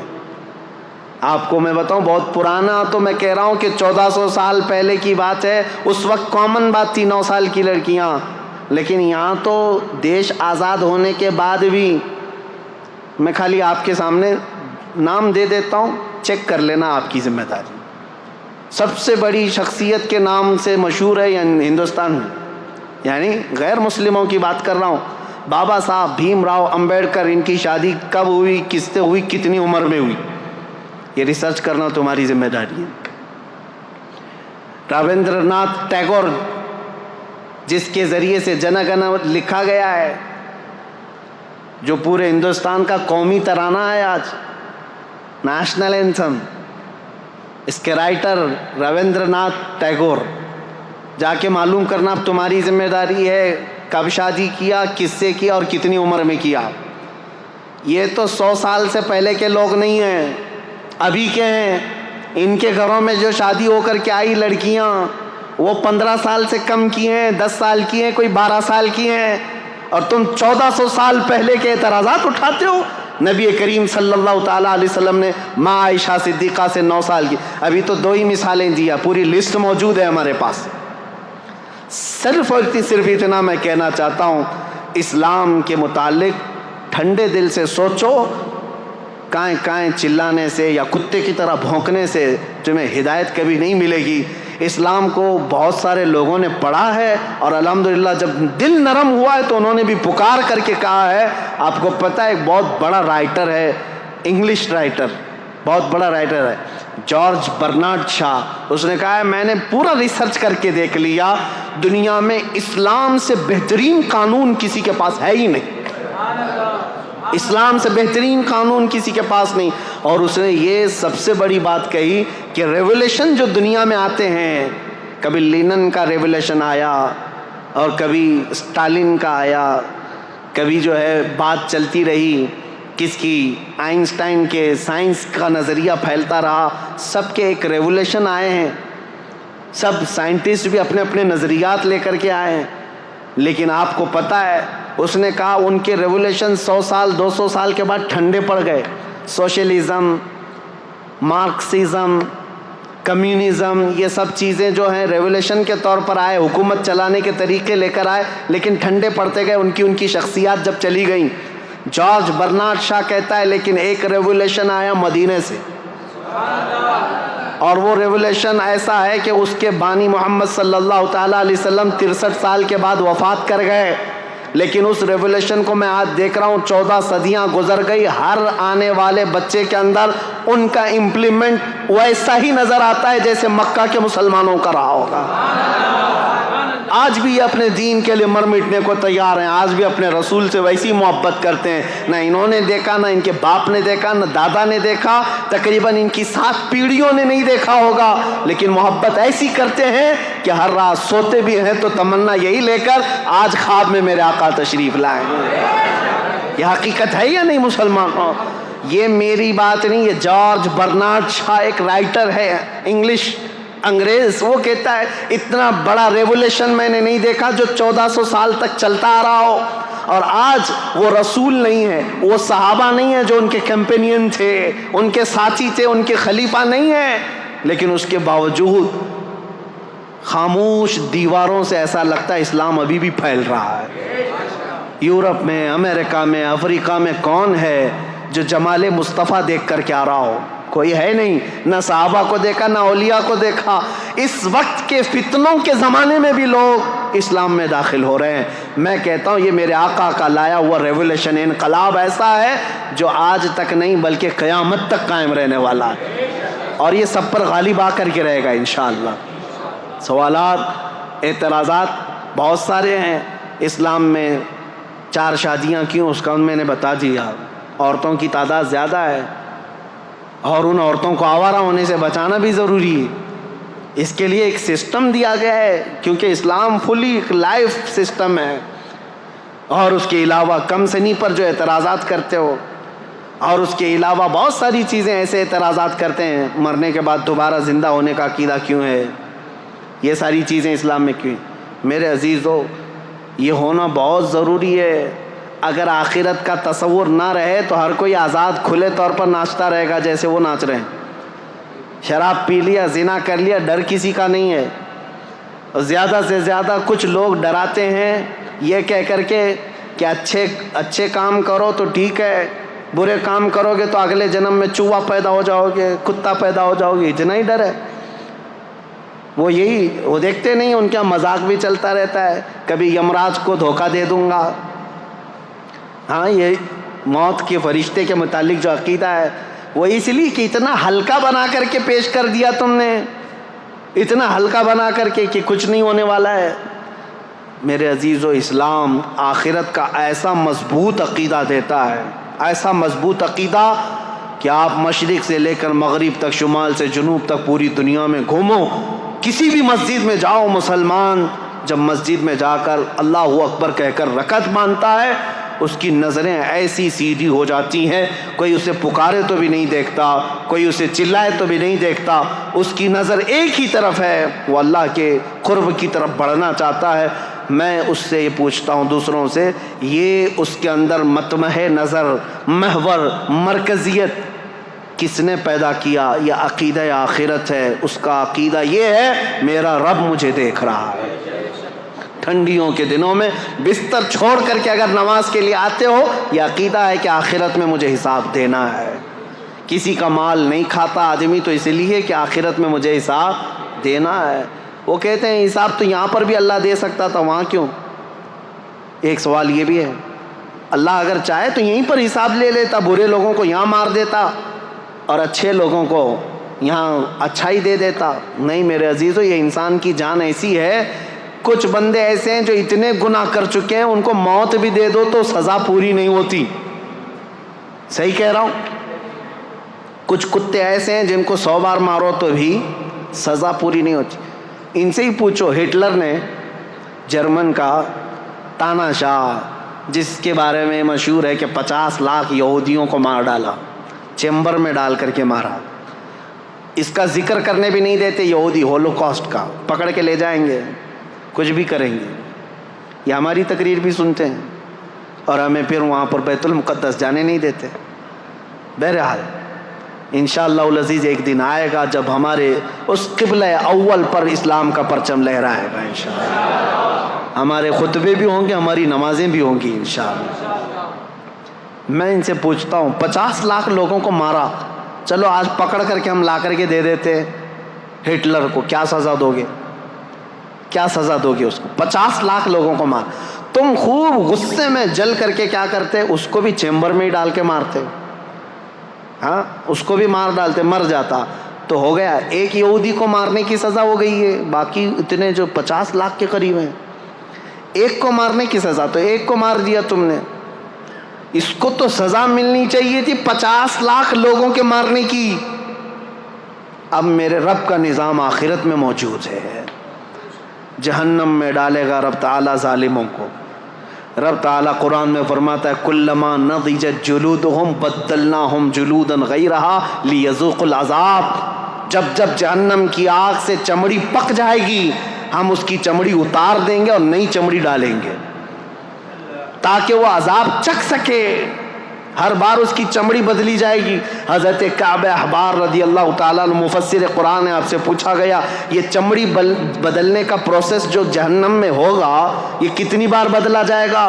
انہوں نے فرمایا کہ 1 گھنٹے میں 70 بار بدلی جائے گی۔ 1 گھنٹے کے اندر 70 بار جسم کی چمڑی بدلی جائے گی تاکہ وہ ہر بار نیا عذاب چکھ سکے۔ جب جب جلے گا پھر بدلا جائے گا۔ کیوں؟ وہاں موت نہیں ہوگی، موت نہیں ہوگی۔ ایک بار موت کو بھی موت آ جائے گی، اس کے بعد ختم۔ اب نہ جہنمیوں کو موت نہ جنتیوں کو موت، اب سزا جھیلنا ہوگا۔ اس کے لیے آخرت میں حساب کتاب ہونا ہے، انصاف ہونا ہے۔ آخرت ضروری ہے۔ دنیا میں عدالت ہو سکتی، فیصلہ ہو سکتا، ایک بار مار دیتے ہو جاتی، باقی گناہوں کی سزا کیسے دیتے؟ باقی گناہوں کی سزا کیسے ملتی؟ ایک مرد ایسا آیا جو 10 لڑکیوں کا ریپ کیا ہو، اب زیادہ سے زیادہ ہم اس کو سزا کیا دیتے؟ موت کی سزا دیتے، مار دیتے۔ اس کی سزا تو ہو گئی، ایک لڑکی کے ساتھ زنا کرنے یا زنا بالجبر کی سزا ہو گئی، ایک کو مار دیا ہم، باقی 9 لڑکیوں کا انصاف کیا ہے؟ اس کے لیے آخرت ہے۔ اللہ تبارک و تعالیٰ قیامت کے دن پھر وہ عذاب دے گا، وہ عذاب دے گا جس کو کانوں نے سنا نہیں ہوگا، آنکھوں نے دیکھا نہیں ہوگا۔ میرے عزیزو، اسلام کی یہ تمام چیزیں ہیں جس کی وجہ سے میں دعوت فکر دیتا ہوں لوگوں کو، سوچو کہ اسلام کو کیوں فالو کرنا چاہیے۔ یہ میرا دین ہے، اس کی حقانیت ہے، اس کی خوبیاں ہیں، اس میں اونچ نیچ کا فرق نہیں ہے، اس میں غریب امیر کا فرق نہیں ہے، اس میں چھوت چھات نہیں ہے، اس میں غریب کا بیٹا بھی پہلی صف میں کھڑا ہو سکتا ہے، امیر کا بیٹا بھی پہلی صف میں کھڑا ہو سکتا ہے۔ حج بیت اللہ کے لیے جانے کے لیے کسی کا کوئی امتیاز نہیں۔ یہاں پر اگر کوئی اعلیٰ ذات والا ہے وہی پوجا کرے گا، وہی بھگوانوں کو چھو سکے گا، چنڈال دلت چھو نہیں سکے گا۔ میرے دین میں یہ نہیں ہے۔ تمہارے ہاں ایسا ہے، چاہے نیکوکار ہو کہ پرہیزگار ہو یا گنہگار ہو، جب وہ خانہ کعبہ کے قریب پہنچے حجر اسود کو گنہگار بھی چومتا ہے، پرہیزگار بھی چومتا ہے۔ دونوں کے لیے کھلا ہوا میدان ہے، خانہ کعبہ کو لپٹ جانا ہے، سب کے لیے کھلا دروازہ ہے۔ میرے نبی پاک کے آستانے پر جانا ہے، وہاں نہ بادشاہ دیکھا جاتا ہے نہ فقیر دیکھا جاتا ہے، ہر ایک کا سلام قبول کیا جاتا ہے۔ بلکہ میں تو آپ کو بتاؤں، ہزاروں نہیں لاکھوں لوگ وہاں پر سلام پیش کرتے ہیں۔ ایک وقت کا واقعہ مجھے یاد آتا ہے، ایک خاتون وہ کہتی ہے کہ حضور کی بارگاہ میں گئی، عورتیں جہاں سے سلام کرتی ہیں ساری عورتیں سلام کر رہی تھیں، کچھ عالمہ عورتیں تھیں، وہ میرے آقا کو اچھے اچھے لقب سے سلام کر رہی تھی، الصلاۃ والسلام علیک یا خاتم النبیین یا رحمت للعالمین یا شفیع المذنبین یا انیس الغریبین۔ یہ جو عورت تھی یہ دیہات کی رہنے والی، گاؤں کی، پڑھی لکھی نہیں تھی۔ اس کو غم لاحق ہوا کہ میں بھی پڑھی لکھی ہوتی تو اچھا سلام کرتی میرے آقا کو، اور رونا آ گیا اور اس نے کہا السلام علیکم یا رسول اللہ۔ اتنا کہہ کر کے اپنے آنچل سے آنسو پوچھتے ہوئے اپنی قیامگاہ پر اپنے گھر پر آ گئی، سو گئی روتے ہوئے اور کوستی رہی، میری جہالت کو برا ہو، بچپنے کو برا ہو کہ میں پڑھی لکھی نہیں، آج پڑھی لکھی ہوتی تو میرے نبی کو اچھا سلام کر سکتی تھی۔ آئی، سو گئی روتے روتے، قسمت بیدار ہوئی، خواب میں میرے آقا تشریف لائے، نبی کریم صلی اللہ تعالیٰ علیہ وسلم تشریف لائے۔ آتے ہی آپ نے فرمایا، میرے آقا نے، اے خاتون بڑی دور سے آئی، آج لاکھوں لوگوں نے مجھے سلام کیا لیکن ان سب میں مجھے سب سے اچھا تیرا سلام لگا، اس لیے کہ دل کی گہرائیوں سے سلام کیا تھا۔ اس لیے میرے عزیزو، میرے مصطفیٰ کے دربار میں نہ اونچ نیچ دیکھا گیا ہے، نہ امیر غریب دیکھا گیا ہے، نہ فقیر بادشاہ دیکھا گیا ہے، نہ ذات پات دیکھی گئی ہے۔ جو جہاں سے آیا وہ میرے مصطفیٰ کریم کے سمندر میں جم گیا۔ حبشہ سے بلال آئے، روم سے صہیب آئے، فارس سے سلمان آئے، عرب سے خالد بن ولید آئے، لیکن یہ سارے ملکوں کے میرے آقا کے مدینے میں ایسے جمع ہوئے جیسے ایک ماں سے پیدا ہوئے چار بھائی بھی اتنی محبت نہیں کرتے تھے جتنا میرے آقا کے صحابہ میں میرے آقا نے محبت ڈال رکھی۔ یہ میرے دین کی خصوصیات ہیں، یہ میرے دین کی خصوصیات ہیں۔ اس لیے میں کہوں گا لوگوں کو لا کر کے دکھاؤ اس کے مثل کوئی چیز ہو جس دین نے اتنے اعلیٰ قسم کی چیزیں دی ہوں۔ آج بھی بچیوں کے حقوق کے لیے دنیا لڑ رہی ہے، عورتوں کے حقوق کے لیے۔ یہ پروپیگنڈا ہے، یہ جھوٹی باتیں، یہ مکاری کی باتیں ہیں۔ یہ صرف اور صرف ہماری عورتوں کو جانور بنانا چاہتے ہیں اور کچھ نہیں۔